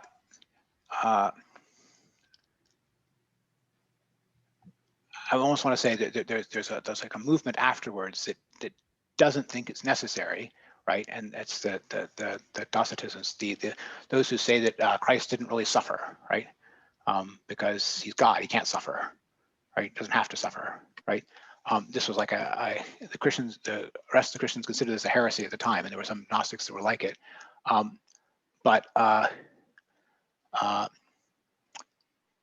So what's involved in that? In the immediate understanding of this hymn itself, it's just that you can't go get the pearl in Egypt if you don't go to Egypt, and you can't go to Egypt if you don't become embodied, and that means to suffer what embodied things suffer. So there's a notion of suffering implicit in the idea of the incarnation in the first place, something like that. It seemed to be more than that. It seemed to be taking on all of the affliction of the world, which Sure. I was just surprised that they took on from Christian theology. Yeah, I don't know that it's taken on from Christian theology. I mean, it could be. I mean, it's a question of, did Christian theology invent that notion? I don't know. What I do know is that there are Christian heretics that it bothered a lot and that didn't want it. This is the Docetists. They basically didn't want too human a Jesus, because too human a Jesus wasn't godlike enough. And saying that Jesus completely suffered was something like saying he wasn't God. They were afraid something like that. And this is something like, yeah, I think most of Christianity and also most of Gnosticism is directly opposite to that. It's going the other way from that. But that notion was out there in part because the sort of, I can put it this way, a sort of classical background morality of the typical worldly pagans of the Roman Empire was that any weakness was disgraceful, or something like that. They didn't have this notion of a value in suffering or a value in what is learned from suffering. Suffering was just bad, right? And anything that suffered was low because of it. This is why they thought you could, at the worst extreme, this is why they thought you could disqualify someone's ideas by torturing them to death, right? Because to someone who thinks that way, anyone who is degraded is therefore wrong or unsuccessful in some sense. But the whole thrust of this transcendental individual religion of salvation is the other way, right? It's not. It thinks that's way too worldly a standard and therefore a shallow or an evil one as a result. And that's what I see in both Christianity and Gnosticism. They both are. They don't want the ability of the world to make someone suffer to mean that the world is right and that person is wrong. That's giving too much power to evil. Does that make sense?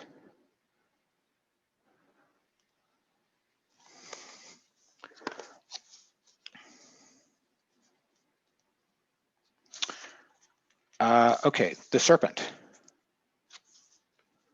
I mean, obviously, it's an age-old image, but yes, no, the serpent. Anyone know what I'm talking about?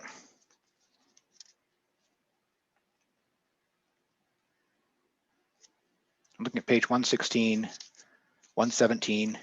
The way in which this myth is being tied up with lots of classical pagan stories. He mentions Babylonian Tiamat, the symbol of chaos is the original chaos, right? What's noticeable about this? What's noticeable about this is the sort of background mythological thinking, right? Did have chains of gods born from one another, and often had a principle at the beginning of that. The principle at the beginning of that was often something like chaos. It was usually not considered a good principle, right? So we see by the time we're at the Valentinians, we've got this whole notion of the Godhead that has something higher than chaos, but right, the serpent of the world is an outer darkness, a huge dragon with its tail in its mouth, that encircles the seas. Talks about Leviathan, the dragon that it interprets the cosmos like a world soul, and then the Babylonian Tiamat, the chaos monster, slain by Marduk at the beginning of creation. So, what's the point of this? The point is this: the pearl is being guarded by chaos itself. The pearl is being guarded by the principle of original matter, unformedness, chaos, or the deep, something like that. The pearl itself is chosen as an image. Why? I think Jonas is right about this, because the pearl is something lustrous and priceless that is sunk, encased in a living creature of matter, surrounded by a hard shell, sunk in the depths of the sea. Right? That's how the Gnostic feels in the world. He feels like his spirit is his soul sitting inside the oyster of his body, plumbed in the depths of the universe. So the pearl to be saved is the spirit itself, but it is guarded by what? It's guarded by the Leviathan of the world, the whole power of the cosmos, something like that. And that whole power of the cosmos was, for all those older traditions, just a symbol of the background chaos out of which order and the cosmos and the ordered world emerged. But here it's the whole world. The cosmos itself is the chaos. The only thing which is not the chaos is outside of the cosmos. In all the original things, like in the Tiamat myth in Babylonia, right? Yes, there's a primal chaos, but the good God defeats it and makes the ordered world out of its body, right? So the ordered world is supposed to be this fortress that is created inside the chaos and resists the chaos, right? But here, the chaos guards the pearl. The pearl has to be brought out of the place that the whole chaos controls. But the entire cosmos, well, everything outside of India, everything outside of heaven, right, is, if not the chaos, under the control of the chaos. So I mean that to me is it's a classical myth, and you could easily just think, oh, they're just referring to this myth from Babylon. No, the retelling myth from Babylon with entirely different meaning. Right, the whole Gnostic attitude towards the nature of the cosmos, the nature of our world, is changed entirely from the Babylonian story while using its symbols. So I mean, that to me is it's a very strong proof of Jonas's whole theory here, which is that when you see all of these traditional theological elements or mythological elements in one of these sects, don't assume it has the same meaning it had there. They're using it as a symbol for what it signified, but then the relations between the things they're signifying that way aren't going to be taken from, the Babylonian story of Marduk and Tiamat, right? No way. They're not Marduk worshippers just because they mentioned a chaos monster. Craig, you pick up a little bit of trouble. Go ahead. With his line at the top of 118. Sure. Where he goes through all this thing and he throws in the parenthetical. The fish symbolism of early Christianity must also be noted in this connection. I couldn't figure out what he was trying to note. Yes. Well, Young also, talks about that quite a bit. I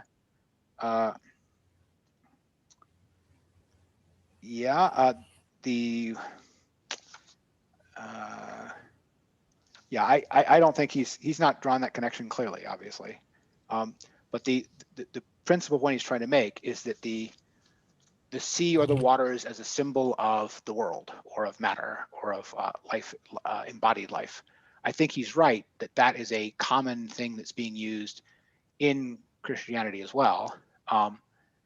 That's just it's a common mythological background that any doctrine in the old world can appeal to, right? The sea and the depths of the sea as the waters of the world or as the original chaos, right? And that's there in Tiamat, it's there in Genesis, it's there in, there's all kinds, it's all over the place, right?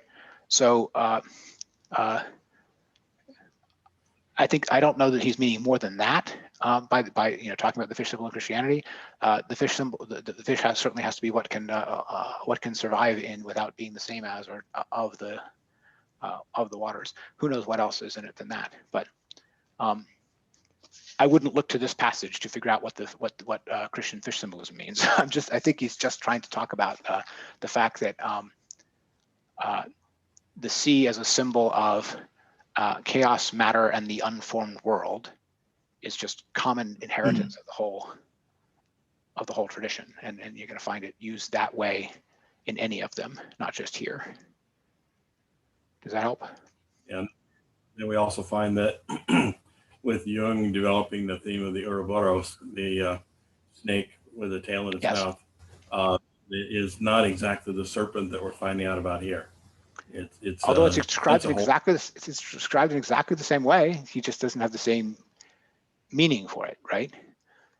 it takes a completely different meaning to it, and takes a positive meaning of wholeness to it yes. and completion, rather than the chaos that is symbolized here. So Yep, that's the trickery of symbolism.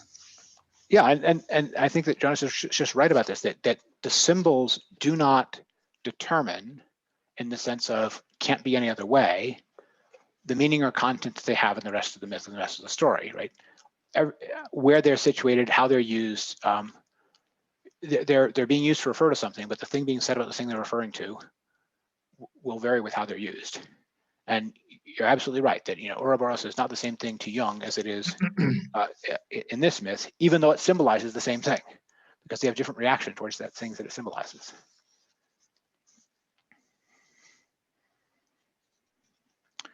Okay, the Ascent. He gives a passage from the Odes of Solomon on page 121 about the chariot of truth guiding him. There is another famous place where there's a chariot of truth in classical literature. Do people know what it is? It's the beginning of the Parmenides poem. This stuff is, reminds me of the opening of the Parmenides poem of,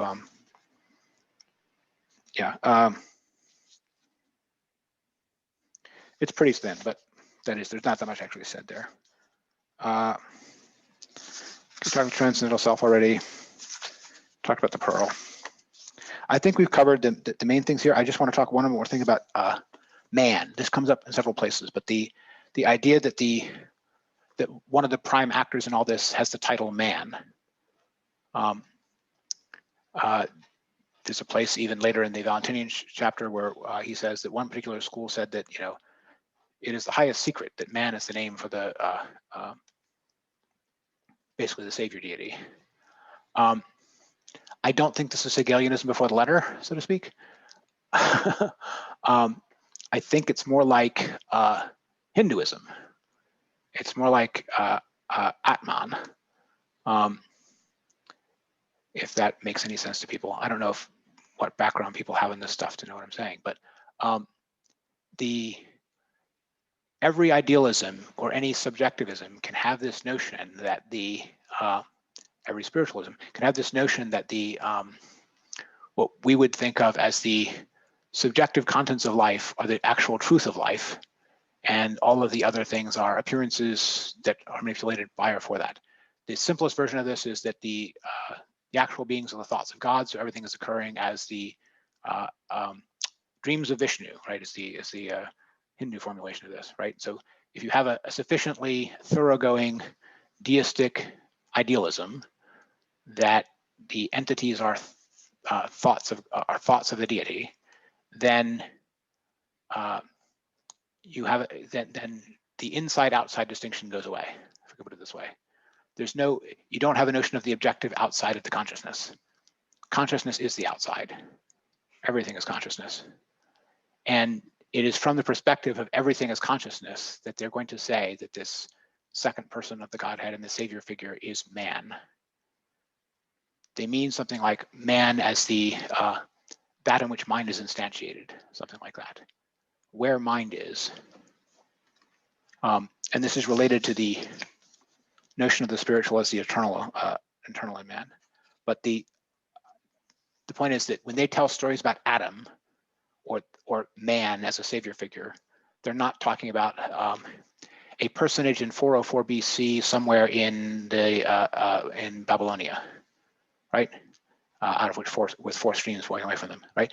They're talking about an Ur-man, a man writ large, a man itself, a sight of consciousness, or maybe the sight of embodied finite consciousness or something like that. But the closest thing you get to that in other religions would be something like the notion of the Atman in Hinduism, I think. Other people who know more about this may jump in with comments on that, but okay, that was the stuff I wanted to go through in Hymn of the Pearl. So I want to pause for questions before moving on.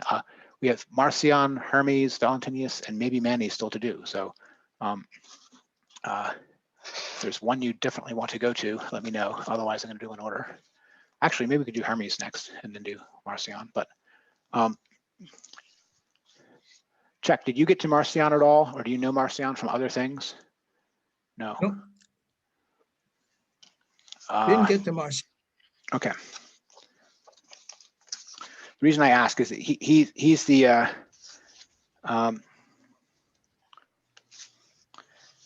he's the one who's he's the one who's closest to trying to be an Orthodox Christian, so to speak, but he has no time for the God of the Old Testament. He basically, frankly, thinks that the God of the Old Testament is evil, if not evil, at best just used in a pejorative sense. So Jonas rightly points out that Marcion isn't like some of the other Gnostics in lots of ways. There's no mythological fantasy in it. He doesn't use allegory. He's trying to follow Paul. He's trying to read the New Testament, right? There's all these things which make him much closer to a conventional church father than to the other Gnostics. But his anti-cosmic dualism, of which he is an uncompromising opponent, the idea of the unknown God opposed to that of the cosmos, very conception of an inferior and oppressive creator, the concept view of salvation as liberation from his power by an alien principle, are so outstandingly Gnostic that anyone who professes them in this historical environment must be counted as one of the Gnostics.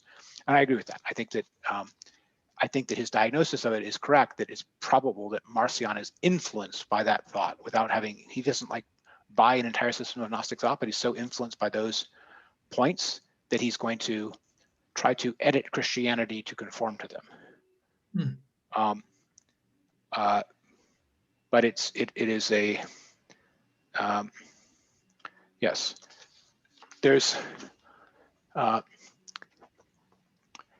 unlike the title Gnostic, which thinks that you have to, that salvation is a matter of knowledge, he's definitely a faith alone guy, right, of the Paulian sense. But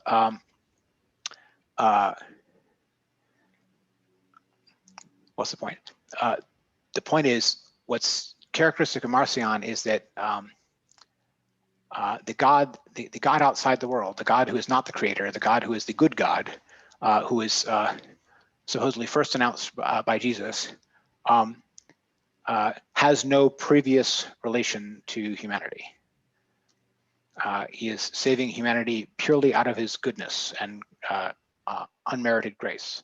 He has no obligation to man. He did not make man.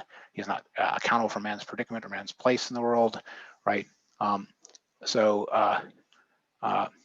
all of the thing about any kind of reconciliation with God that you find in classical Christianity is not there, because there's no reconciliation to be had. The first relationship that the good God has to mankind is sending his son Jesus to save it. And you will purport to find this scripturally in the New Testament out of things like no one knows the Father but the Son, right? So Moses knew something, therefore, since Moses wasn't Jesus, wasn't the Son, what he knew couldn't have been the God that Jesus knew, and these kinds of arguments. But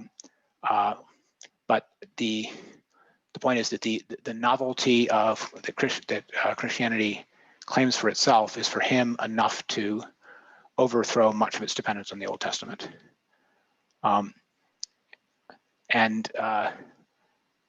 You can think about, well, there's a certain logic to that. Obviously, Christianity has its own ways of trying to deal with that issue, but the reason the issue comes up in the first place is, you need to have a doctrine, even whether it's the Pauline one or some other one, of why Christianity is needed after Judaism.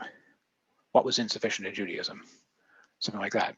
And if there was something insufficient in Judaism that required Christianity, then isn't that insufficient? How deep does that insufficiency go? And maybe does it go all the way to the root? Right, so that's what Marcion does.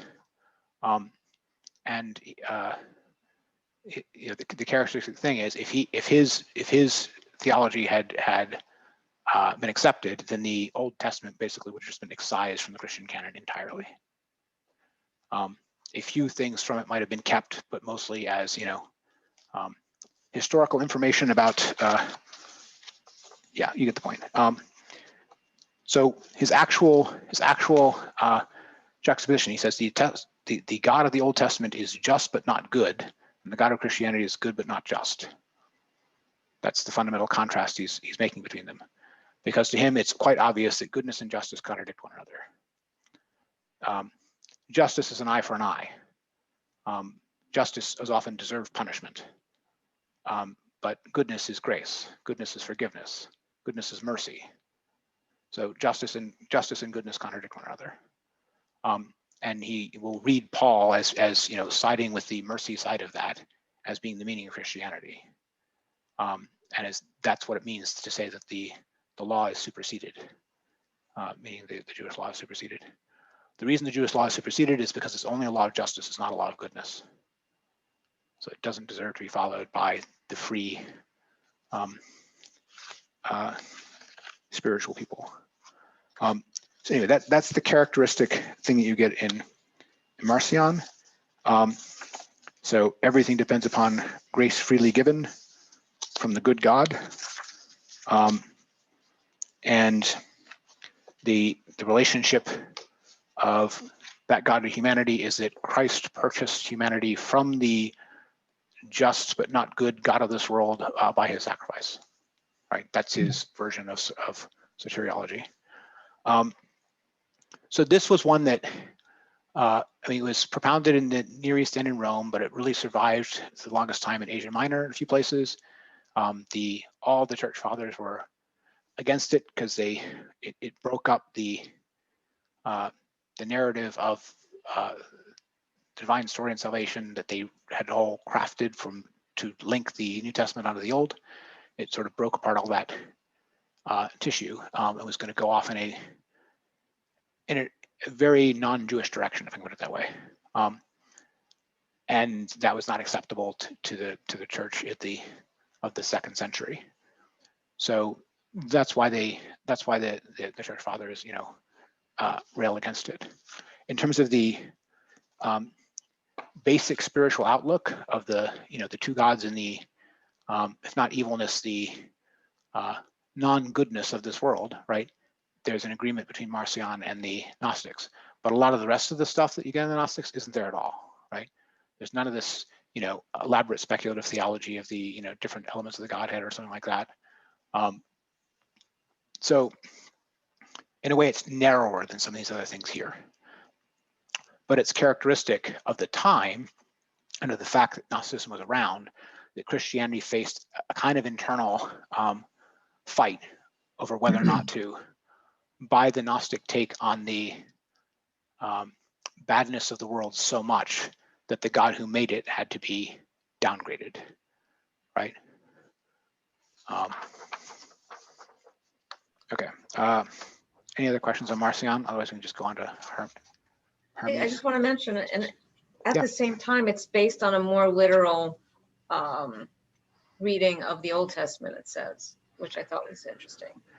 To some degree. I mean, it's a very literal reading of the Old Testament. He believes the Old Testament is he's not going to read it allegorically. He's not going to, the allegorical readings will find, some hint in something that Moses did foreshadowing Jesus or something like that, but he's not going to do any of that, right? He's going to say the Old Testament stood on its own, it was its own teaching, but it's not the Christian teaching.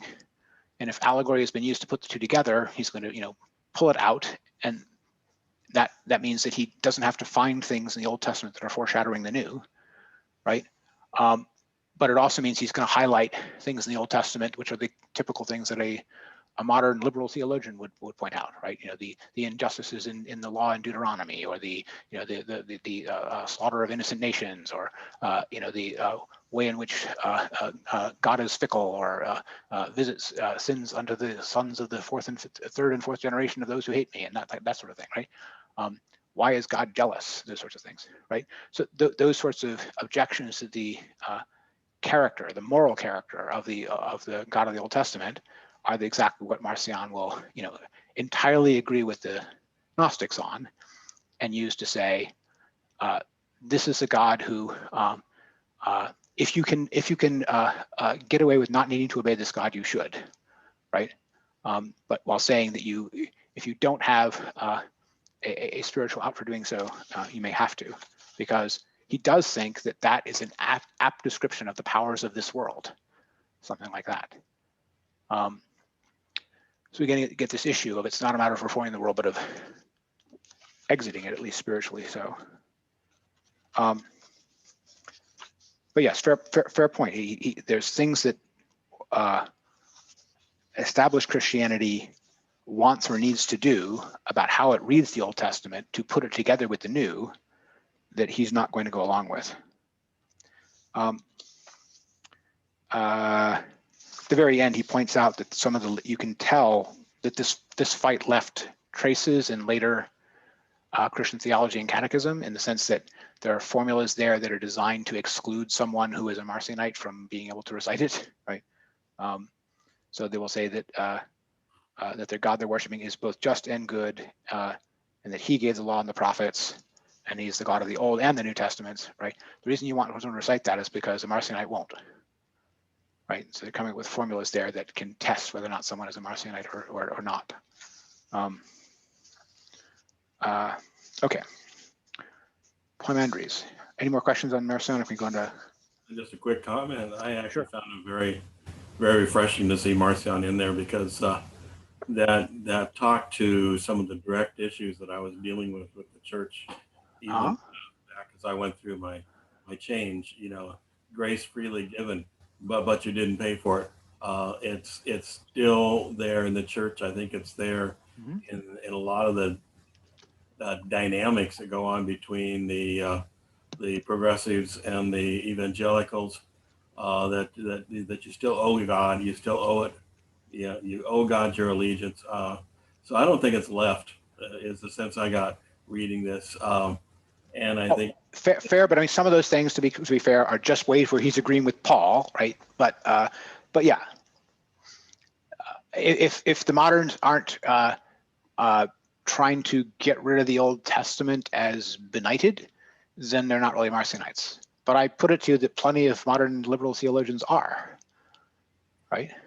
Well, I found the same sense. Quite a few of my evangelical friends, when pushed, also throw out the Old Testament. Gotcha. Yeah. It's in the way of what they really want to say, and yep. So the sense of throwing out the Old Testament is across both liberal and conservatives. Fair.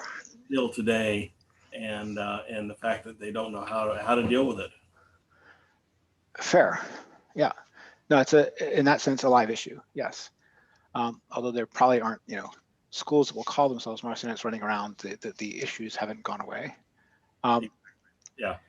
Fair point. Years of Marcionites, but they certainly pick up some of the themes that were brought out here. Okay. Yep. Okay. Poimandres of Hermes Trismegistus. I can't even say these words. Trismegistus means thrice greatest. Hermes is the Greek messenger god, who was, in the syncretic way of the times, identified in the Egyptian pantheon with the god Thoth, who is the god of thought or writing, or both. The scribe god, the messenger god. thrice greatest Hermes. This purports to be a revelation of secret ancient Egyptian doctrine in the Alexandrine world. They're trying to claim that some of their metaphysical understanding or theological understanding is older than Greek philosophy, especially, but also older than biblical thought. It's trying to be something which they can trace back to, the depths of Egyptian history, and our terms, 2500 BC or something. The works themselves were probably composed around 200 AD, in spite of that claim.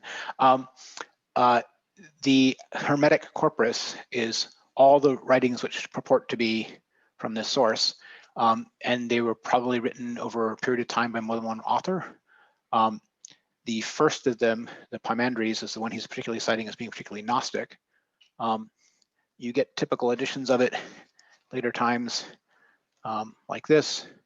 There was a significant revival and interest in Hermetic thought in the Italian Renaissance.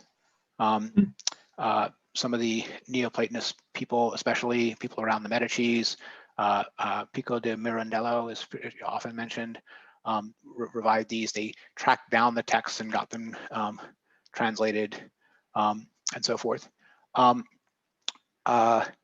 It also, in between that time, that is before that time, influenced the alchemical tradition quite a bit. There were plenty of alchemists who were reading the Hermetica. And as Craig probably knows, also Jung was interested in this. So some of these things, are said to be about, Asclepius, that is God of healing as opposed to God of thought.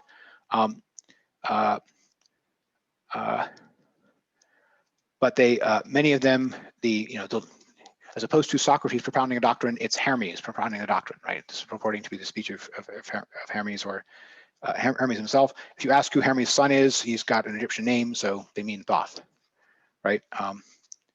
His son is Tat, right? But they'll talk about, what mind is, and what God is, and what can and can't be known, and all these sorts of things. It's much more philosophic and classically philosophic than most of what the rest we're talking about here. But the Poimandres, as he highlights, is probably the most Gnostic of them. So what is Poimandres? Poimandres means shepherd of men. And what is the shepherd of men? The shepherd of men is the mind, but not primarily your mind, primarily mind of God, mind tout court, mind as such, the idea of mind, God's mind. That is what is the shepherd of men. So that's the just sort of meaning of the title. What Jonas is pointing out here is that there are things in the understanding of God that are similar to things you find in Valentinian Gnosis. What you find in only thinly in Valentinius, you find thickly here, is a concern with tying up those sorts of metaphysical theogonies of, the way the different aspects of God come out of one another, also tied to physical theory, the theory of the elements, the theory of matter, but also destiny, the Hermes, so all of that is very common. That is between Gnostics and this doctrine. The one thing you do find in this doctrine, not necessarily in the Poimandres, but in the other elements of it, that you don't find in Gnosticism is something like Pantheism, right? All as God, the universe as God. There isn't the same consistent anti-this worldism, if I come to this way, in the Hermetica that you get in most of Gnosticism. There's some of it in the Poimandres, in the sense that they do have the notion of the Godhead as being, highly exalted above the world, something like that. But the notion that the world is bad, no. The notion that the world is not really the creation of the highest God, but it's creation of a lesser God. Not really, right? It's much more like a typical Greek philosophy that's trying to explain how the mind of the all, has created the world and ordered it this way, and it's an ordered cosmos and not a bad thing, right? There still is a notion that's similar to the Gnostics, that something like knowledge of how all that works can help you not only understand and navigate the world, but potentially manipulate it. This is why it was interesting to the alchemists, right? Because you got theories of matter in it and theories of the manipulability of these things in it. So the magicians and the alchemists were all interested, so to speak. To me, this is evidence that the Gnostic elements here is evidence, kind of like Marcion, that these ideas were out there, powerful, interesting, influencing lots of traditions, right? I think that if the Gnostic stuff hadn't been going on, something very much like the Hermetica would have happened anyway, and it wouldn't have had these, Valentinian Godhead notions in it, right? It just would have left that out, and it would have been closer to a Stoic system or something like that. But it's not Stoic because it's not materialist the way the Stoics are. It's a mentalist system, a spiritualist system, so to speak, like the Gnostics are. Okay, questions about the Hermetica thing? I think one of the reasons, by the way, that Jonas is including it here is just to show that this stuff is going on completely outside of the Christian stuff, right? You have the same notion of an intellectual ascent to union with the Godhead. You have the same notion of a original divine man. You have the same, word or logos stuff that you find in both the Stoics and John, right? All that kind of stuff is sort of in the air. And to me, the Hermetica mostly just shows that this stuff is enough in the air that it's going to cling on to anything else that, can use it, so to speak. But is it one of the main strains of Gnosticism? I don't think so. Is it a main source for Gnostic thinking? I don't think so. I think it's mostly, an esoteric version of Greek philosophy that was willing to, borrow bits from the new religious traditions from the Near East, something like that, as well as playing this kind of historical game of backdating itself.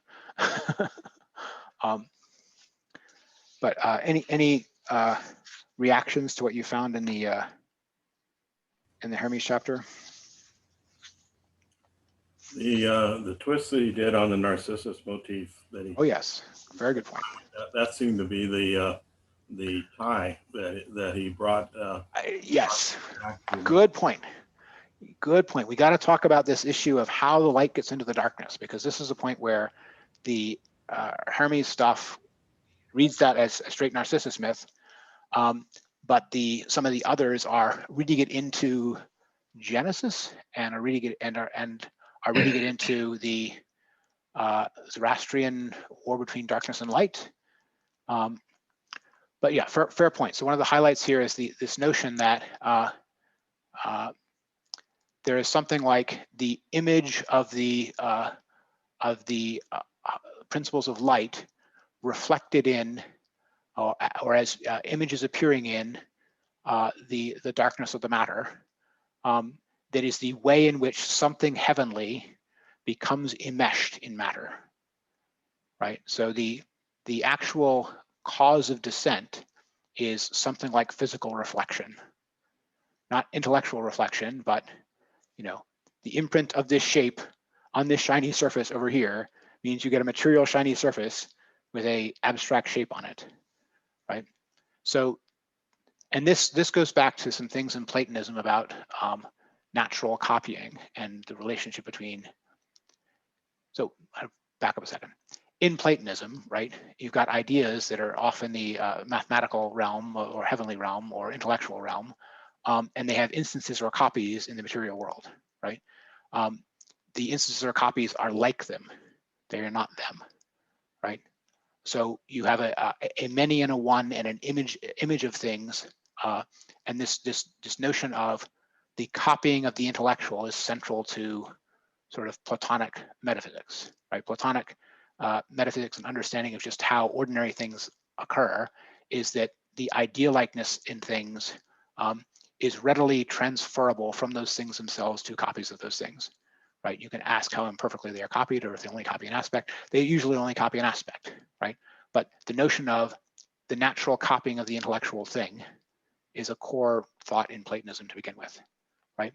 And it's here being used of the metaphysical realm itself. So these are people who will read the and the face of God hovered over the face of the waters as meaning, oh, there must have been a reflection of God's face on the water then, right?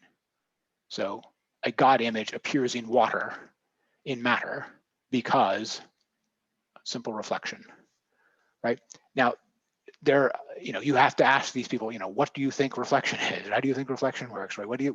Where's the light coming from? There's all kinds of elements of the physical theory involved in this, which are, loose, to put it mildly. But the notion that form is transferable from the thing of which it is the form to something else which can merely mimic aspects of it, that is what is actually being used here. And as Craig points out,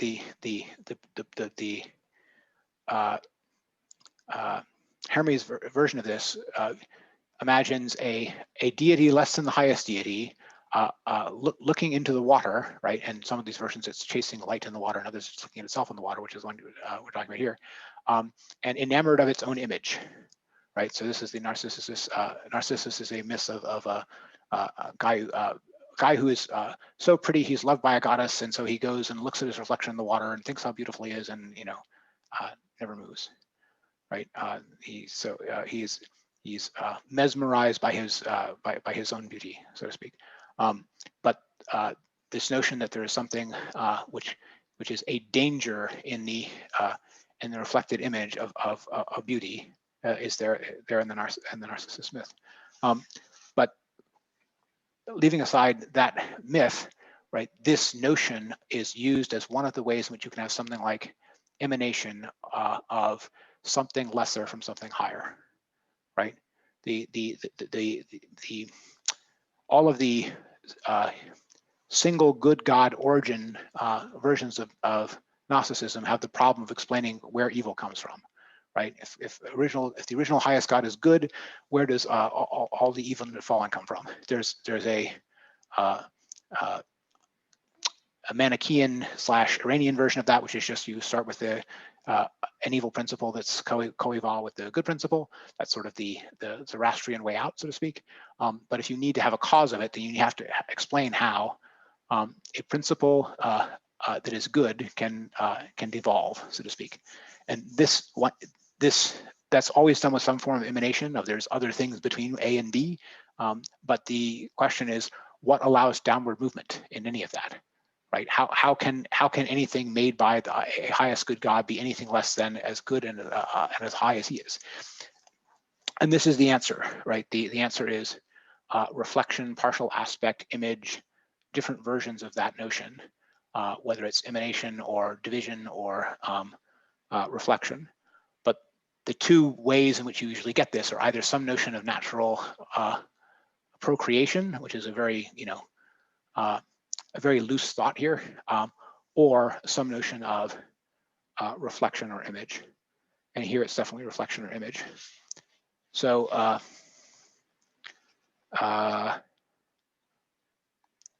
agree that that's a high point. That's a place where the actual mechanisms of thought that are being used in the Hermetic theory are very close to the Valentinian mechanisms. They're really using the same machinery, so to speak.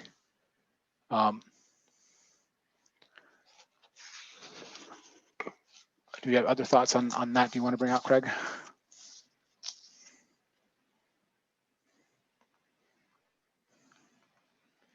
No, yes. Oh, I got a shaking head, but I was only listening. I wasn't looking. Okay, so all right, we're gonna skip over. Well, not skip over.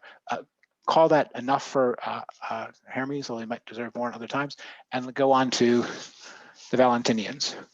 So the Valentinians, the most complicated ones. I don't know if Michelle is here, but we we want to go over some of the details of it because it's hard. But the Yeah, still here. great.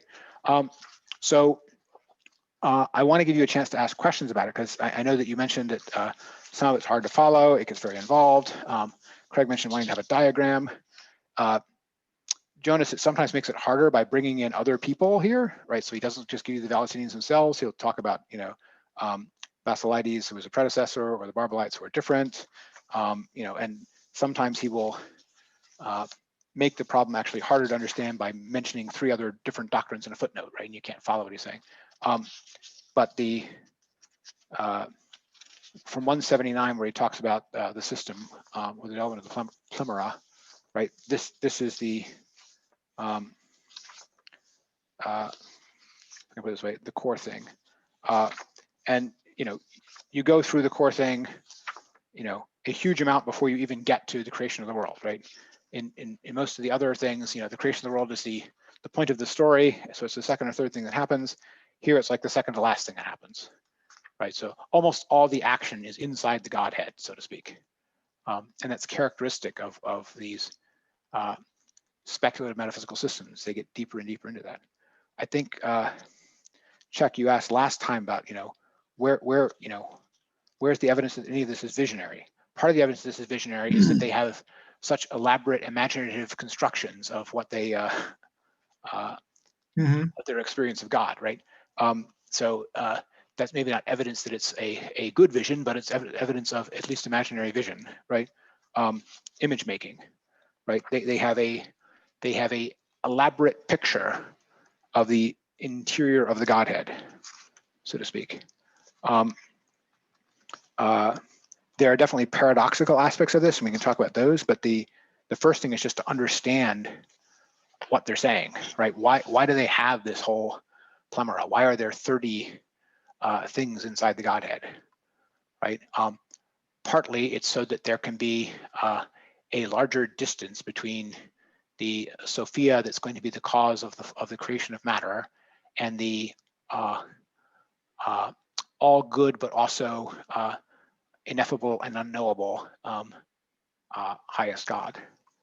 In other words, the transcendent over the world nature of God needed for the system requires that whatever causes the creation of the world be far removed from that highest God. And the plemora is elaborated in part to make plausible that distance, if I can put it that way. So we'll stick. We won't talk about all the variations. We'll stick with the main Valentinian one. There's 30 things in the Godhead. There's 8 in the highest, and those 8 in the highest give rise to a 10 and a 12. And the 10 is kind of inside a little bit, and the 12 is kind of out in the world a little bit. But all of these are contrasting abstract nouns, and the highest one, the name for the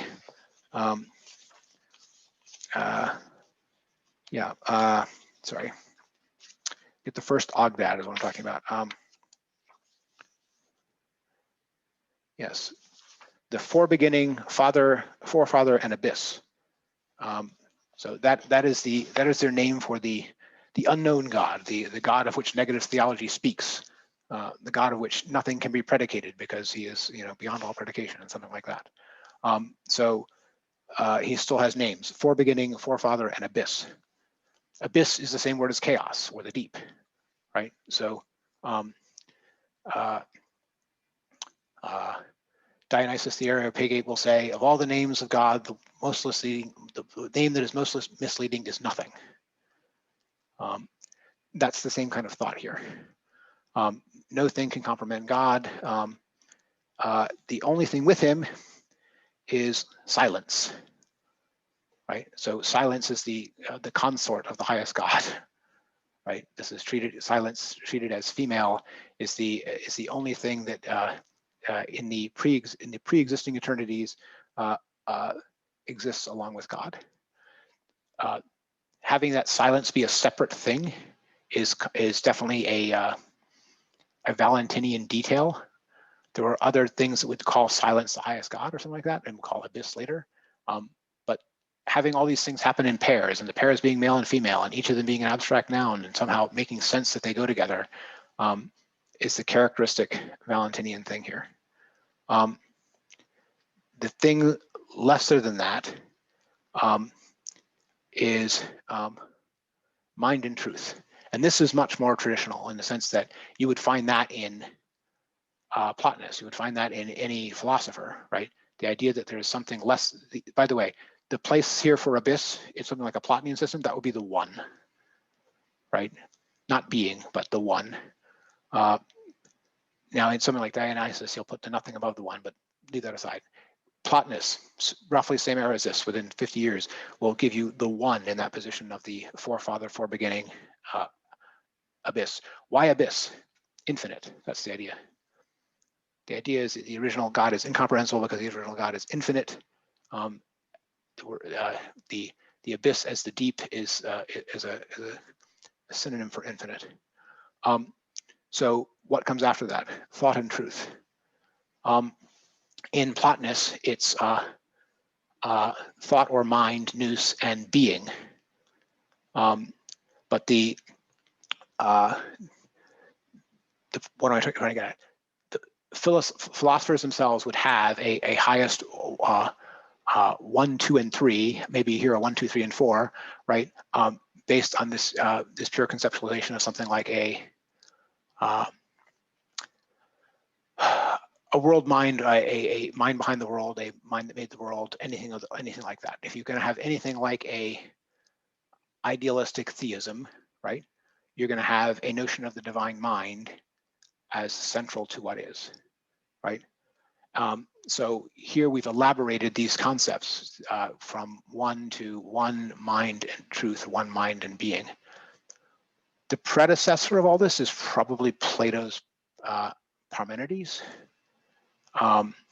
where there's a whole set of these different dialectical attempts to understand, what if being is or what if being is not, and so forth.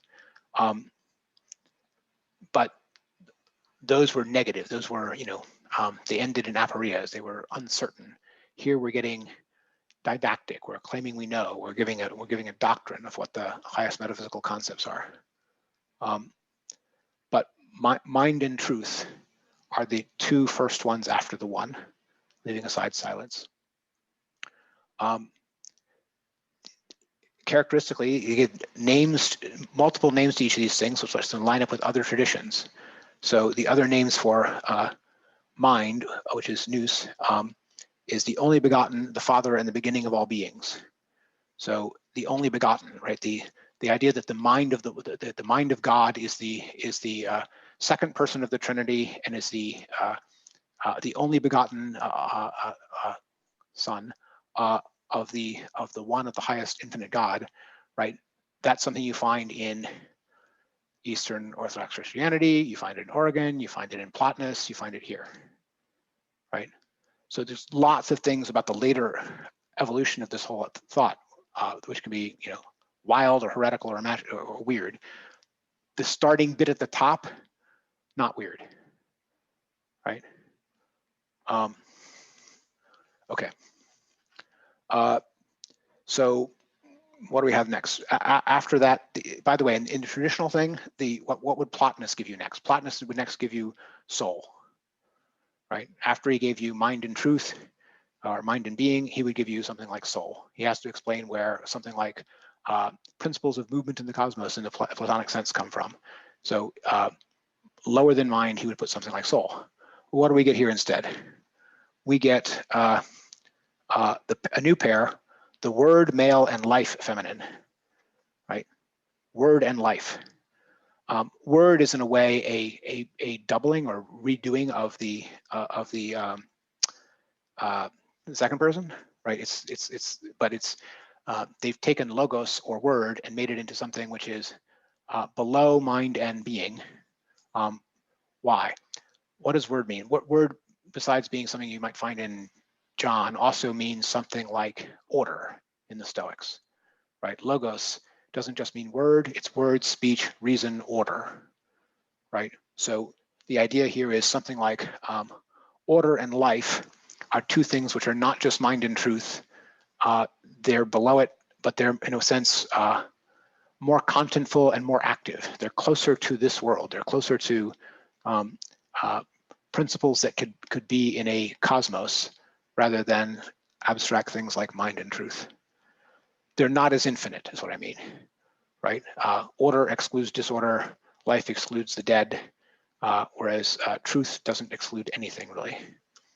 So in that sense, they fall outside the original grouping.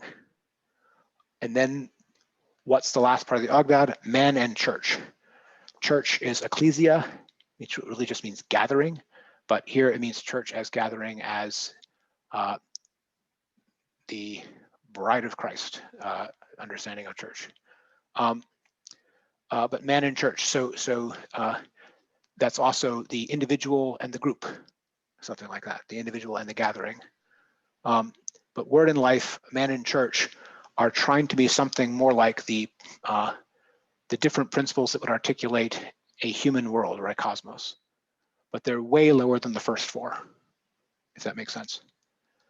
They're way more particular, but that 8 together forms the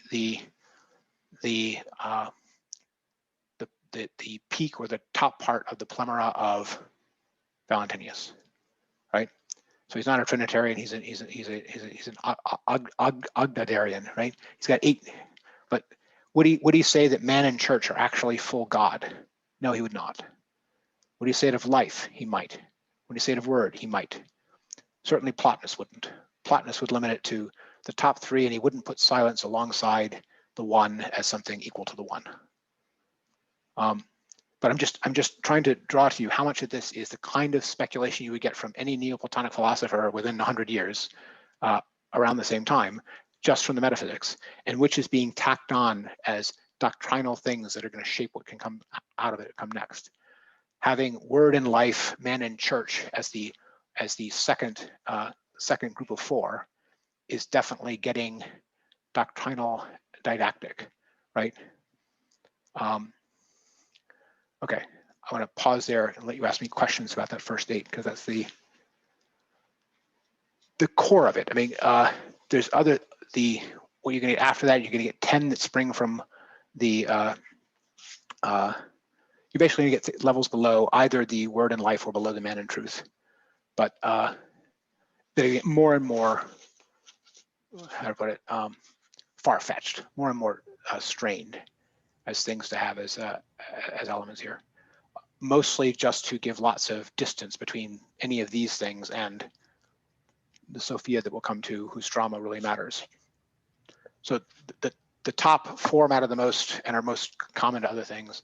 The top 8 are the real content of what he wants to have be godlike, something like that. The next 22, they're kind of fluff, they're kind of filler to get you to the last of them, Sophia. But I'll pause and let you guys ask questions about any of that 8. Are these things hierarchical? I mean, like as you list the 8, Yes. And so the one above is greater than the one below, and the one below is sort of created by the one above, and yes, they are hierarchical. There's definite steps down at each pair.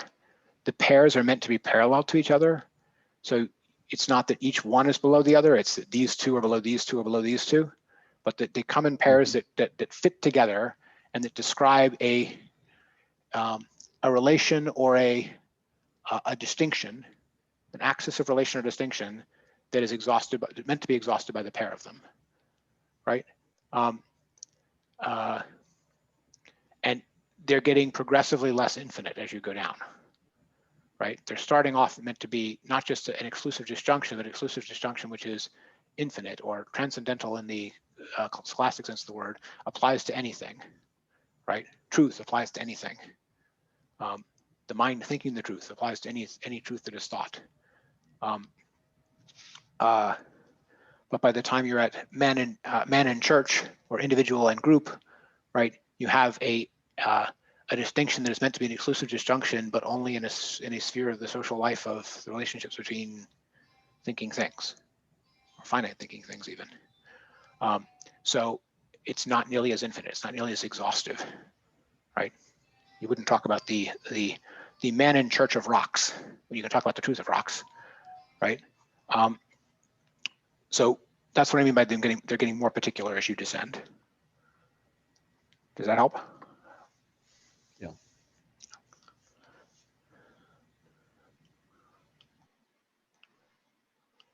No one has any idea why these things are here.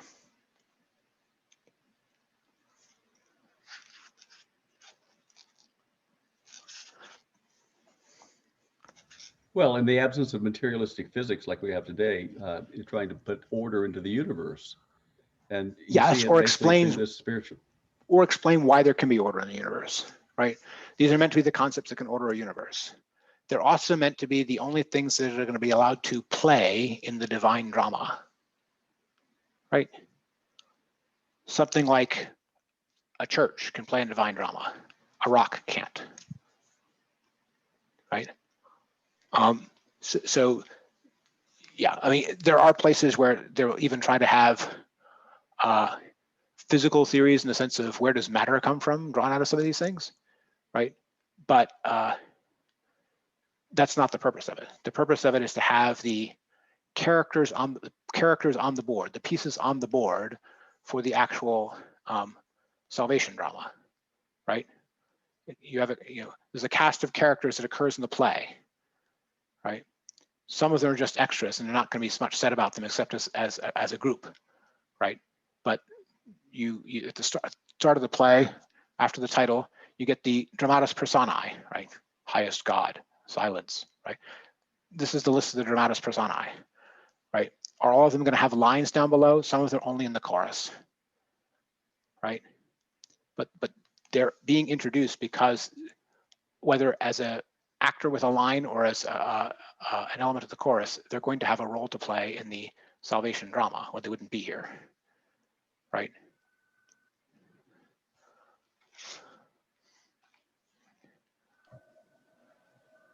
I have a general question. Are all these systems said to be derived from direct revelation or reasoning or a bit of both? Fair question. I mean, the reality is they mostly seem to be from direct revelation and imagination, but there are things which report to give reasoning for only the top of them, right? When I talk about those first three or the first four, you'll find reasoning about them in Plato or in Plotinus. Outside of the Gnostics won't claim that they got them by reasoning, although you might find some path by which they might have, right? But they spin them out of their imagination like a Hegelian philosopher. Is there reasoning purporting to support some of them? Only for the very top, I would say, only for the very top. And some of the things the Gnostics do there, they're introducing into something which there could be reasoning for, just for balance with the rest of it, like introducing silence alongside the one, or calling the one the forebeginning. These are ways in which they're just going to get the scheme to fit better, right? Does that help? Yes. Okay. All right. So there is a crisis in the Plemera. Right. This is the next section. It's all about Sophia. So what is Sophia's problem according to the Valentinians? Sophia is wisdom, but wisdom is the source of the divine failure, and it will eventually result in the creation of the world. What is the particular failure that wisdom enacts that causes the whole drama to go off? She tries to understand the highest God. She wants to know the unknowable.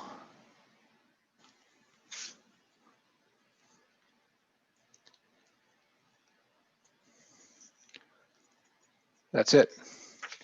So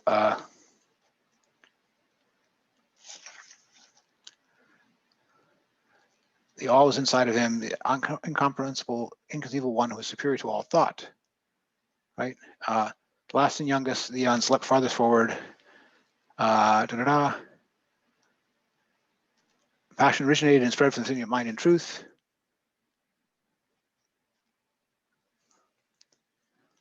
She wanted, she pretends that it's love of the highest Godhead that makes her want to understand him, but it's actually folly or presumption. So wisdom wants to love the highest, but it's actually folly or presumption. So the only one who can understand the highest God is the only begotten Son, right? Or no one knows the Son, no one knows but the Father but the Son, as the Christian gospel puts it. But wisdom wants to know the Father. Wisdom wants to know the One. The passion was a search for the Father. She strove to comprehend his greatness, that she failed to achieve, because what she attempted was impossible. So to me, there's something here which is an allegory on philosophy in the as it was understood in the pagan world, right? It's trying to say something like religion is higher than philosophy. Religion is higher than the love of wisdom. Why? Because religion knows that some things are unknowable. So the only thing you can know about God is that you know nothing about God, to turn the theological phrase into a Socratic formula, right?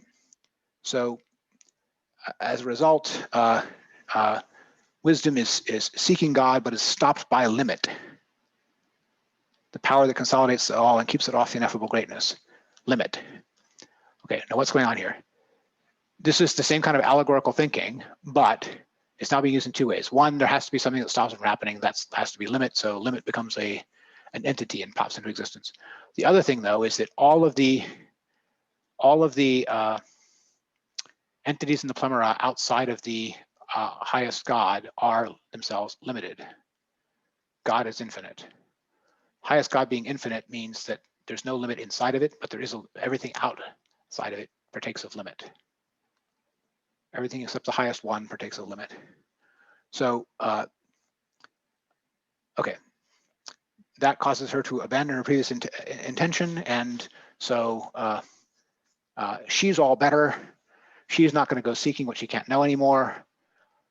But the rest of the drama is that, but a goddess wanted something.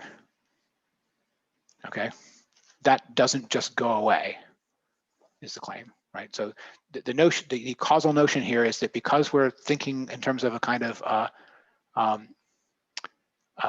theistic idealism, where the thoughts of God are the things. If a goddess thinks something, something comes into being. But what she was thinking was formless, because she was trying to comprehend the incomprehensible. So she had a formless thought. This creates a formless thing. That's the dream here, if I can put it that way. That's the imagination here. So why do we care about formless things? Why is this coming up at all, right? The answer is, right, we all know that the actual particulars are matter and form. Well, if the actual particulars are matter and form, what happens if you take form away from them? What is left? Matter, but also formless matter, or formlessness, or chaos. So there is a notion in which matter has to be created by something which is without form, because matter is that which is simply formed. Matter is whatever you put together with form to get a determinate thing, right? So matter itself is that which is without form, right?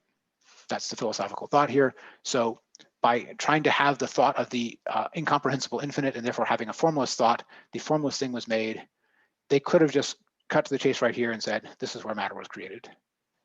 They actually go through like 3 or 4 more steps here, and they have all of these different attributes of matter, all the different passions that she went through, fear and terror and stupor and anguish, whatever. And this is mostly just meant to try to explain why matter, it wasn't only one kind of matter that was created, but multiple kinds of matter were created, right? That's the elaboration here. They're spinning out the basic story to try to account for attributes of the world as it is actually seen, understood, or experienced, right? But the original idea here is that matter has to be created from the formless thought. Okay, so underlying all this is, it's not even stated, it's not even argued, right? We are in a theistic idealism in which thoughts of gods become real. Okay. Okay, so that's what's going on page 143. And then we get this, so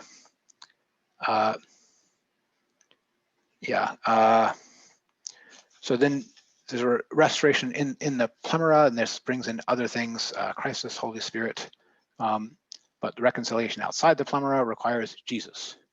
Okay, so we've got, we already had the only begotten Son of God. We already had the Word, but now we're going to get a Christos and a Holy Spirit as separate things, and then Jesus is a fifth, right?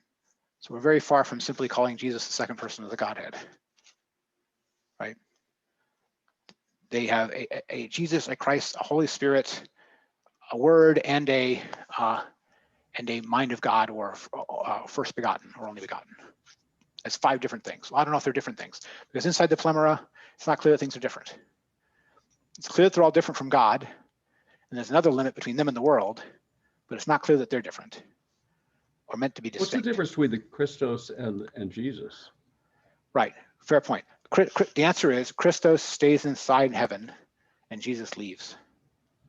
So Jesus is meant to be the incarnate. And the orthodox position in the Valentinians was that the Christos descended upon Jesus at the baptism in the Jordan. He's not born Christos, right? But he becomes Christos when he is when John the Baptist baptizes him and he gets his mission and the dove descends from heaven, right? The Orthodox would say that's just the Holy Spirit pointing out his mission or something like that. But to them, that was actually Christos and Holy Spirit informing historical Jesus. Anyway, the point is all this can wind up being different Christologies. I'm sorry, go ahead, Michelle. No, sorry. Yeah, so is that like the hymn of the pearl where you have like the twins, the twin brothers, Yes. where one? Yes, it is. So kind of like there's the reflection. Yes, there's a Christos reflection that stays in the Plemera and never leaves, and still in and is still in heaven. That is like the immortal heavenly Christ, right? As opposed to the incarnate one, Jesus, that is out actually saving the world. Yes, very much so.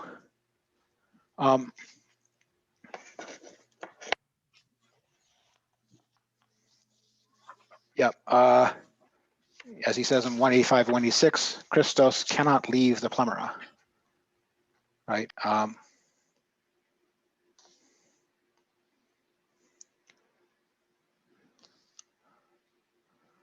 they even talk about limit and cross, bringing the cross there. But the all of that was the upper Sophia, right? And now we have a lower Sophia. So this is the image of the image, same kind of mirroring, the image of the heavenly wisdom in the formless matter, right? So now we have an image of the heavenly wisdom that's entrapped in the matter, which is not simply formless anymore, because Christos has established that it can have form, right? Before it was completely formless in the sense it was not even capable of having form. Now it can take on any form, but it does have form. That was the action of Christos in restoring the piece of the Plemera in 185 to 187, basically. But then beyond that, we now have the idea of a lesser wisdom, which is the in matter mirror of the higher wisdom that created the formlessness in the first place, but that is still spirit, but is now in a matter which was originally formless, but can now take form. Okay. So that takes us basically through to 190. So all of that gets us the different particular forms of matter, as I said, to track to the different passions that Heavenly Sophia underwent in the failed attempt to understand the God.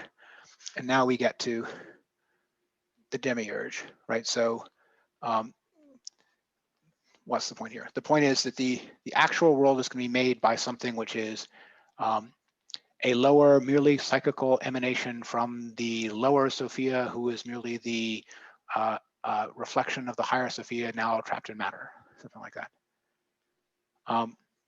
So all of this is layering the distance between the perfect incomprehensible Godhead and the creator of the world, right? That at the start of Genesis are exactly the same thing, and here have been, all this distance has been put between them.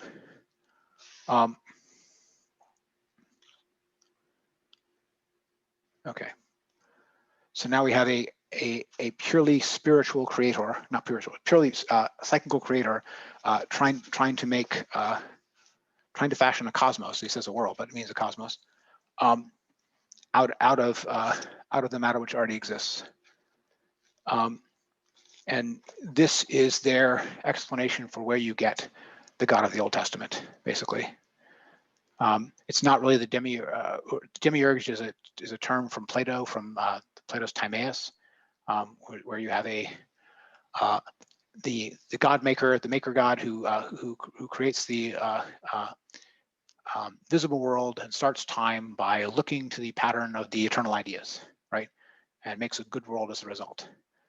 None of that here. Here we've got it's called demiurge. It's meant to be the God of the Old Testament, and he's going to form the material world and try to make man. When he tries to make man, he and his different servants try to make man, and man just lies there, lifeless, right? By the way, the demiurge does have some of the power from his mother, Sophia. So you've already got, so Sophia is the mother of the God of the Old Testament. The lesser Sophia is the mother of the God of the Old Testament, and is the only reason there's anything spiritual in him. But then when he tries to make man, he can't until she tells him that he has to breathe into his nostrils and he will move. And this is what transfers a bit of Sophia spirit, or pneuma, into into Adam. Okay. Pneuma, by the way, the word for spirit is also just the word for breath. Breath, spirit, life, wind, same word. Okay, so we get all this stuff about the arrogance of the creator, who thinks he's God, etc. He goes on to give you some variations of other schools which are even nastier about it. But when the demiurge wanted to imitate the boundless, eternal, infinite, and timeless nature of the upper eight, but could not express their immutable eternity, because he was full of defect, he embodied their eternity in times, epochs, and great numbers of years. In other words, he thinks that a long time counts as eternity. This is the error of the spiritual. This is the error of the worldly. A long time counts as eternity. They don't know what eternity means. They don't know about the fact that there is a realm of timeless truth completely independent of time. They just think of eternity as a really long time. Okay. All of these things which are, things which are slurs of gods are also slurs of systems and believers in those gods. You have to understand that, right? This is all characterizing the people who wrote the Old Testament, right? Not just a mythical character in the story. Okay.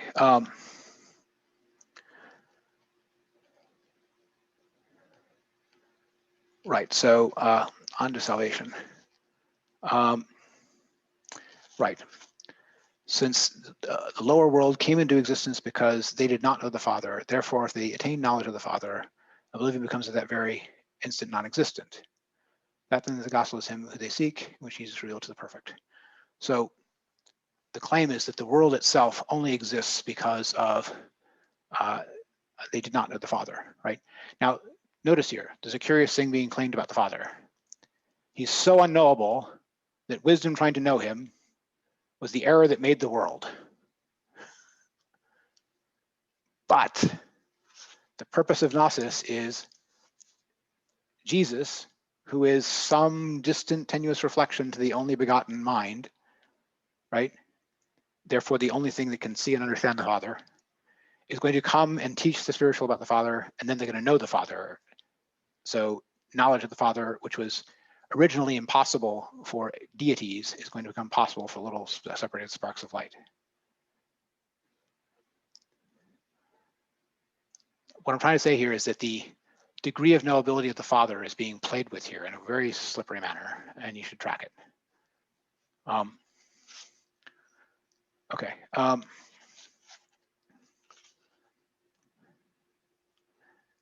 Right. So the pneuma sojourns in the world in order to be preformed for the final information to the Gnosis. This is the secret aim the mother had in mind in the demiurgical creation. So the claim is that some of the Gnostics will claim that the spiritual are saved merely by being spiritual. Right. Here, to be spiritual is not enough. The spiritual also has to be informed of the revelation, and the revelation has to come from the second person of the Godhead, because that's the only thing that knows the highest God, right? Okay, here we get 195. The Gnosis itself is finally brought down to a sufficiently ready mankind by Jesus, unified with Christos, descending upon the human Jesus at his baptism in the Jordan, and departing from him before his passion, so that death was deceived. Notice, that's just Christos and Jesus. It's not quite mind, the second person of the Godhead, which is supposed to be the only element of the pleroma who knows the one. But leave it aside. Christos here may stand for Christos and a bunch of other things in the pleroma that include the heavenly version of Jesus. Okay, let's talk about what this means though.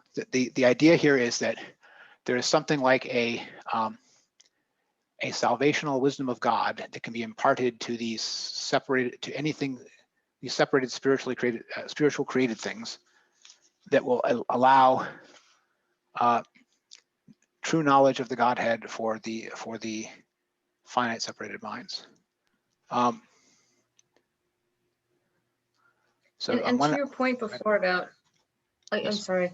No, please. To your point before about playing with the knowability of God, I feel like the loophole here is it says sufficient is finally brought down to a sufficiently readied mankind.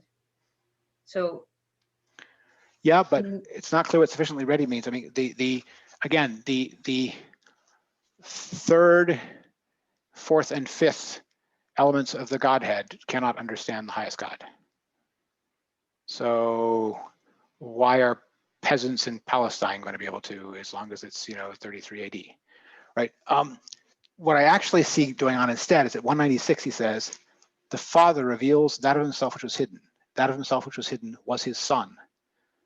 So that through the compassions of the Father, the eons may know him and cease their striving in search of the Father.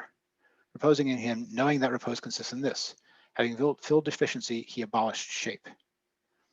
So this is meant to be what the actual knowledge is that is attained, right? So, and there's a few more things there that go on about that. But the claim is that what is actually known about the Father is not the unknowable Father entire. It's something like why he's unknowable, what he is such that he is unknowable in the way that he is unknowable. So there is a notion of a truth here which is rationally understandable, but also revealable. There's no explanation of why the higher Sophia was not able to figure that out, other than the Father had to tell this. The Father had to use the Son to tell it to the world, something like that. Only revelation can reveal this, is the claim. But the thing once revealed is supposed to be comprehensible. I'm not saying this is perfect, but that's how I read it. I read it as the only out is 196, 197. The character of the knowledge that is revealed is of a, I can put it this way, an aphoretic character. It tells you what you can and cannot know.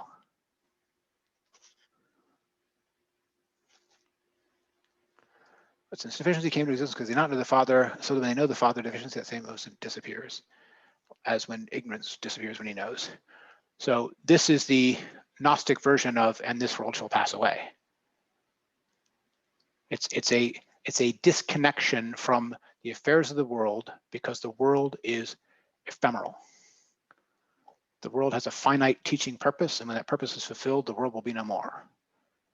It's the farthest thing from Aristotle's eternal world, right? So you don't need to adapt to it. You don't need to conform to it. You just need to learn the critical things about the Godhead, not even about the world, and then the world is not needed anymore.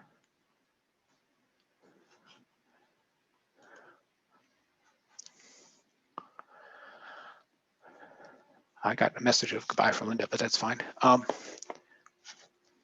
So I still think that the issue of what's knowable and what's unknowable is, critical here. It's a place where Jonas alludes to this. He talks about how the some of the other Gnostics, I think he's thinking of some of the Manichaeans in particular, will tell you that the God is unknowable and then give you 4 pages of different names of God and reasons why he's unknowable, and just go on and on and on about it. And he says the Valentinians were smart about this. They just said abyss and silence, left it at that, right?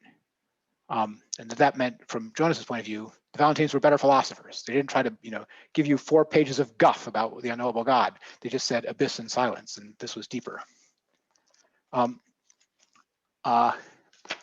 things like Dionysus, and in things like this book, things that are covered in this book, the negative theology, you'll get a very elaborate version of the unknowability of God. It's a chestnut. It's not just Gnostics that have thoughts about the knowability or unknowability of God. It's a perennial that theologians, mystics, philosophers, etc., are going to think about quite a bit. I don't think they have an answer here, but they are just on the same problem everybody else is, if I can put it that way. So when I say they're being slippery about what is and isn't knowable about God, I just don't quite trust their assurance here, philosophically speaking. But they have the same problem everybody else has on the topic, if I put it that way. They're not worse.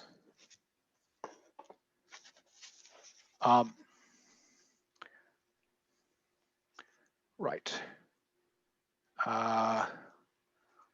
He has various places where he just in the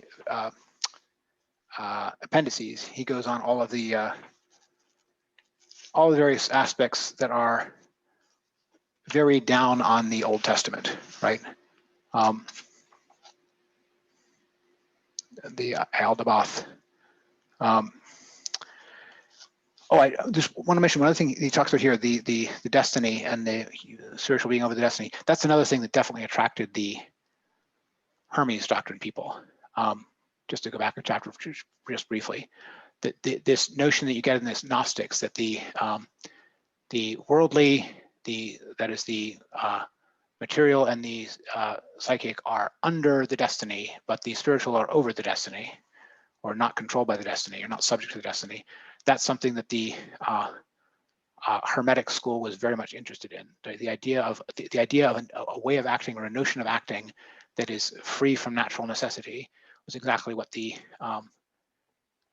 and if only free from natural necessity by knowing it, and therefore commanding it, is what the magical and alchemical side of the Hermetic tradition was interested in, right? So if you tell them there's a secret way in which you can escape destiny by being so spiritual that you're above it and command it, their ears perk up. And they're like, oh, really? That's exactly what I'm after. Anyway, I just wanted to point that out here because on 205, Jonas goes into the destiny, which here he calls the Archon's diabolical invention for controlling man. But in vain, because salvation will stop it, so to speak. On 205, we get this weird understanding of the Cain and Abel story. Truly weird. I think Jonas is mentioning some of these things just to,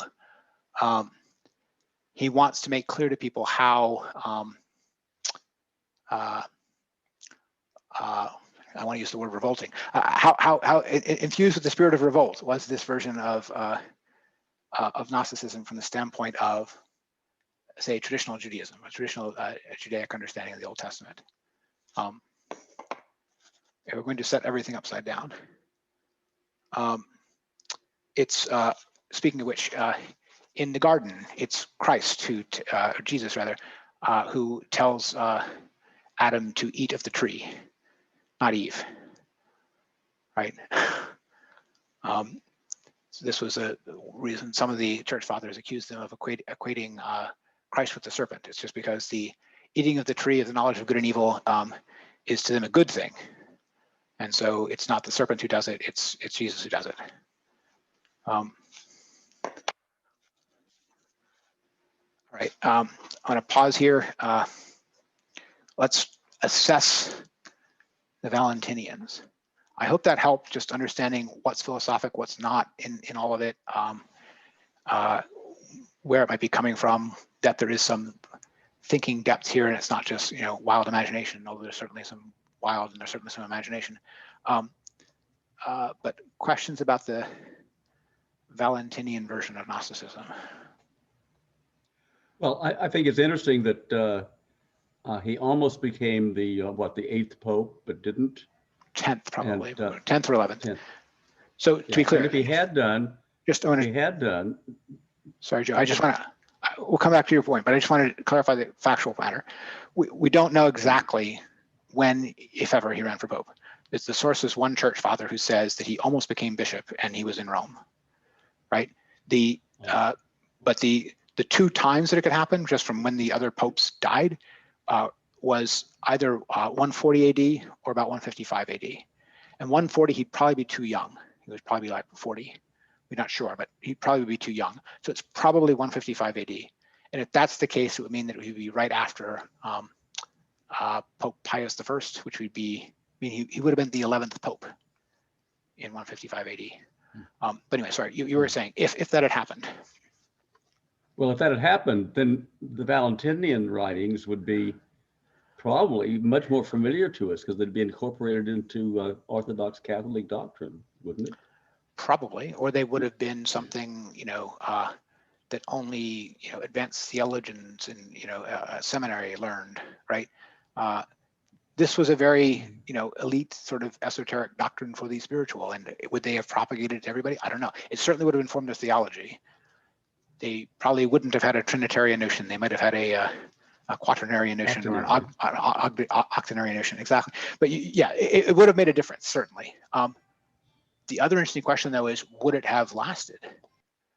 It might have been that, you know, that it would fail to last inside the church, even despite it having once, you know, had the pinnacle, right? That happened to others. There were other people in some of the later controversies where you had, you know, a pope who had a particular opinion on a heretical controversy, and 1 or 2 popes later, you know, he denounced him as a heretic and reversed the position. Something like that could easily have happened here. So I don't know how much it would have. I doubt it could have taken complete hold. But it certainly is interesting that something like this was popular enough that early that it had a shot.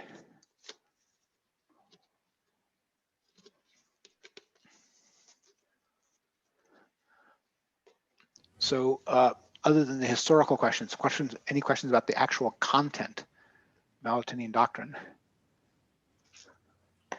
Just one of the things that Joe brought up that I wanted to emphasize too is this seems so foreign to us because it's unfamiliar. And some of the other writings that we've that I've dealt with or come across, especially sections of the Old Testament and such, I think are just as obscure, just as hard to understand, but they're familiar, so we give them more credence. And I think that's a struggle sometimes of dealing with this, is putting ourselves into that mind frame or whatever it is to sort out all the things that they say are going on there. When we get to the later part about the fight with darkness, it starts making more sense. But it was to me a lack of familiarity that led to the obscurity. I think that's fair. I think that's definitely there. I also think this is a somewhat wilder doctrine, though, than you get in traditional Christianity. I mean, there's definitely, reaches in, Pauline theology, and, questions of predestination and all kinds of, there's, questions of what's transubstantiation and how do sacraments work. And there's all kinds of things that you can imagine, being, despite familiarity, puzzled by in traditional Christianity. Not to mention the fact that, the Marcion problems are all still there, and you still have to deal with all the, badness in the Old Testament and all kind of stuff, right? But I think some of this stuff gets weirder and wilder. I mean, the creation of the different forms of matter from the lower Sophia, the second 20, the numbers 9 through 28 or 29 in the Plemera, right? And the particular ways in which they're balanced. Some of those seem far out compared to the stuff that we are more familiar with, and not just because of familiarity. I think some of it actually is farther out there. It's more speculative. Now you could probably find some cases of things which were accepted in traditional Christianity which are that far out there, but as a whole, I don't think as much. That doesn't mean that the traditional things are sounder. It means that they're more conventional. I think it was less of a break from things around them. I think that in that sense, the Gnostics were radicals, right? They were, pushing farther in a direction that was new in the time and the church itself was pushing pretty darn far in directions that were new at the time, right? But they were pushing farther.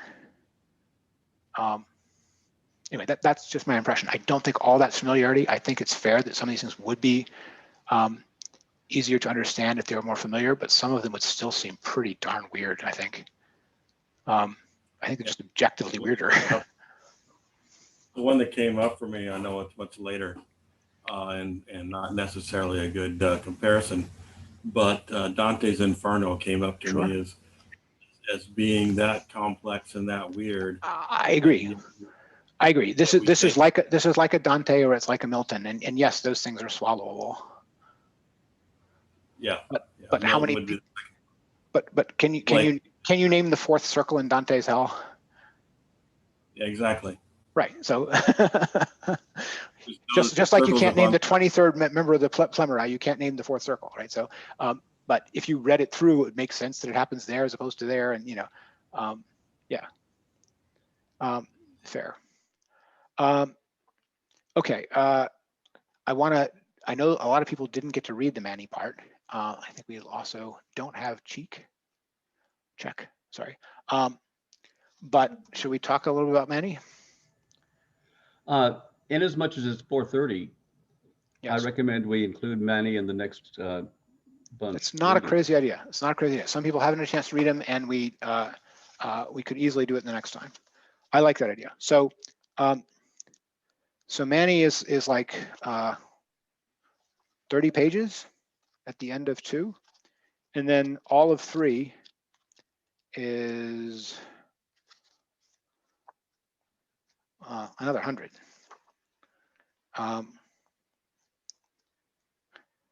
I think that we could potentially skip the stuff on sort of the new findings, observations of the Gnostic Library, recent discoveries, all of chapter 12, basically. I mean, there's of some interest, but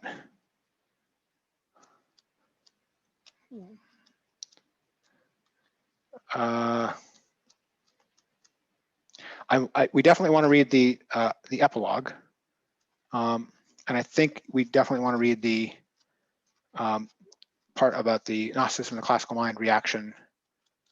The other thing I would like to do for next time is to preface the 3rd edition. This is sort of a semi-autobiographical account.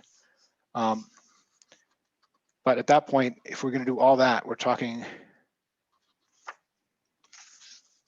what? Up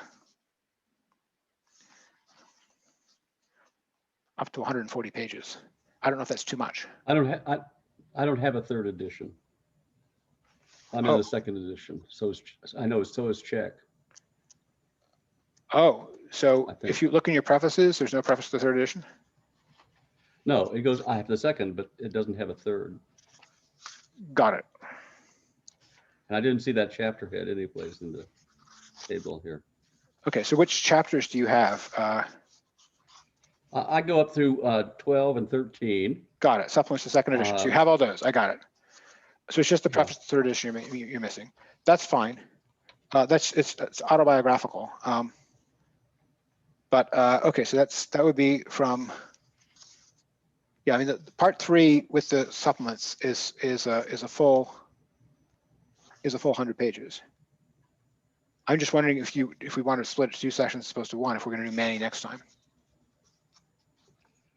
Well, I'm always willing to split because a little bit more time for reading and discussion between sections Is useful. All these are valuable, and also not to run over time too long. I understand. I mean, Cosmos and Greek and Gnostic evaluation and virtue and soul in the Greek and Gnostic teaching are kind of similar things, but we could do virtue separate. So what I'm thinking of is for next time, let's just do chapter 9 and chapter 10. So Mani and the first part of the Gnosticism, the classical mind. And then we would leave 11, 12, and 13 for a 4th session. Is that okay with people? Sounds good. The only thing that go ahead.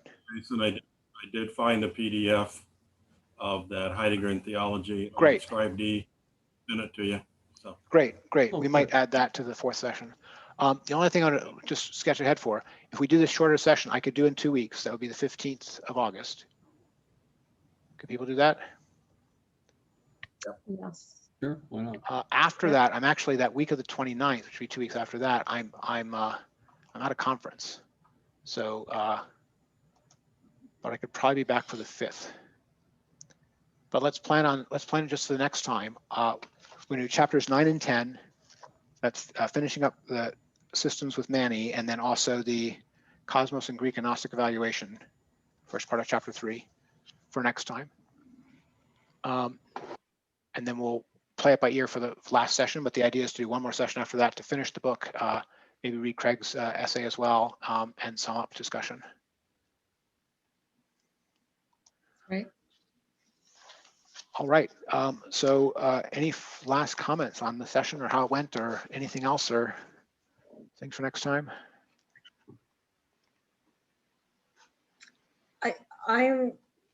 My one broad comment is that Gnosticism is not what I expected it to be based on references I've read in literature and, like romantic notions of what Gnosticism has meant for different people. So like these things. It's really interesting. I know.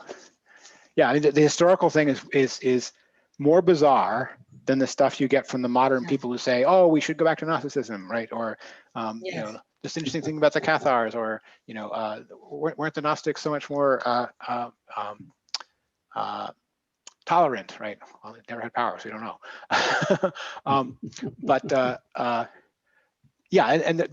I think it's still very interesting. I mean, there's still value in some of those things, and I think knowing the actual complexity of the original, it's kind of a deeper understanding of what it was sort of in human experience, because the fact that it's stranger actually kind of tells us more than if it were just something familiar or something. I find some of it.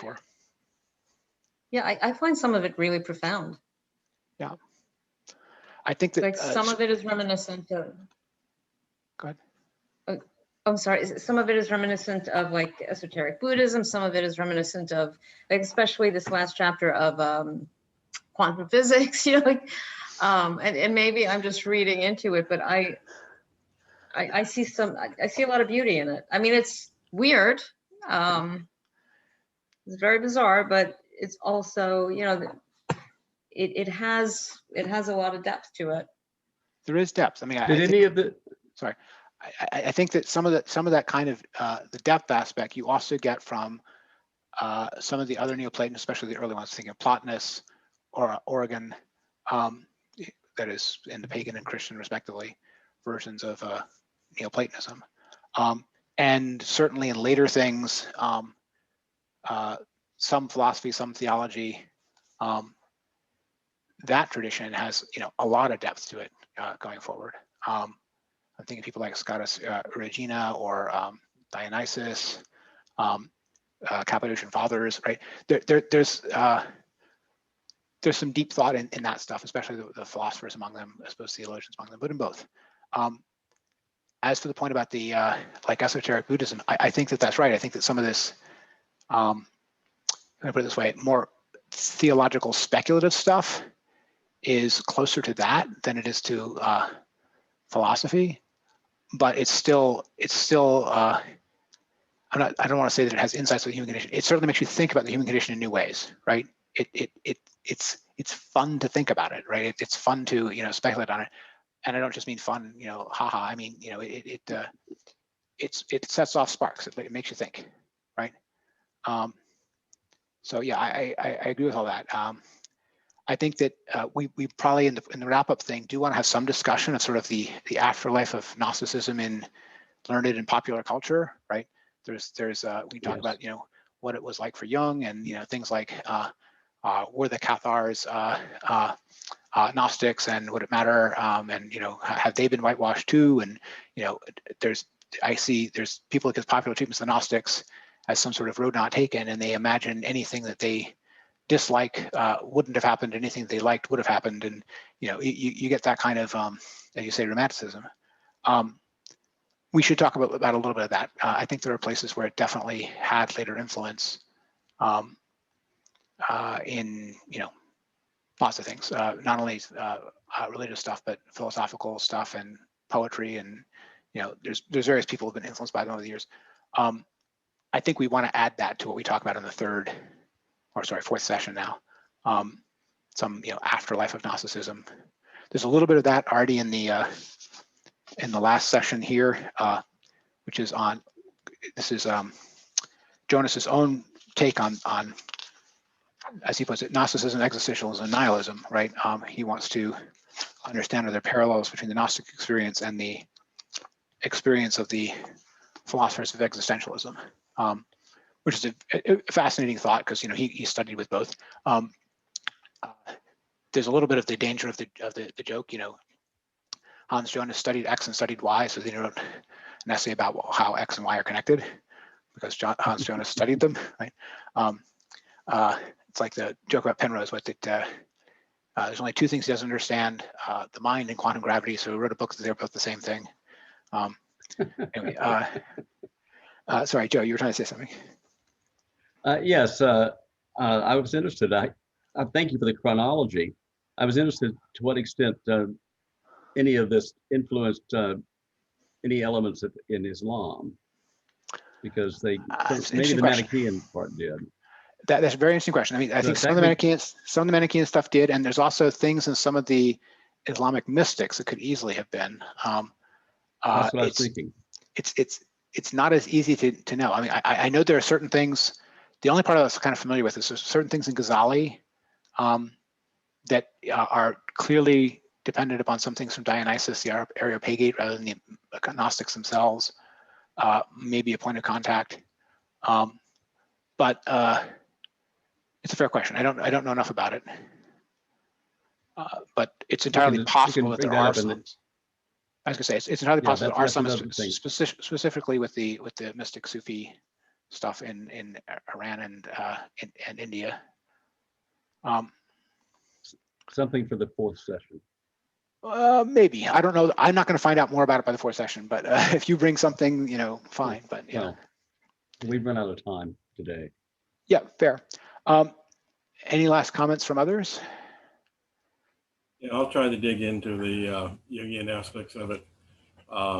Even some of the characters that I didn't know where they came from in the Red Book, who now I know where they're from, Ida Bauth and some of those are actually. So it'll be interesting to see just even the characters that you. Yeah, and that to be clear, I mean that's originally one of the Old Testament Jewish names for God, but they get repurposed by the Gnostics into something else. Yeah, the question of which one was Jung in contact with. Yes. Fair point.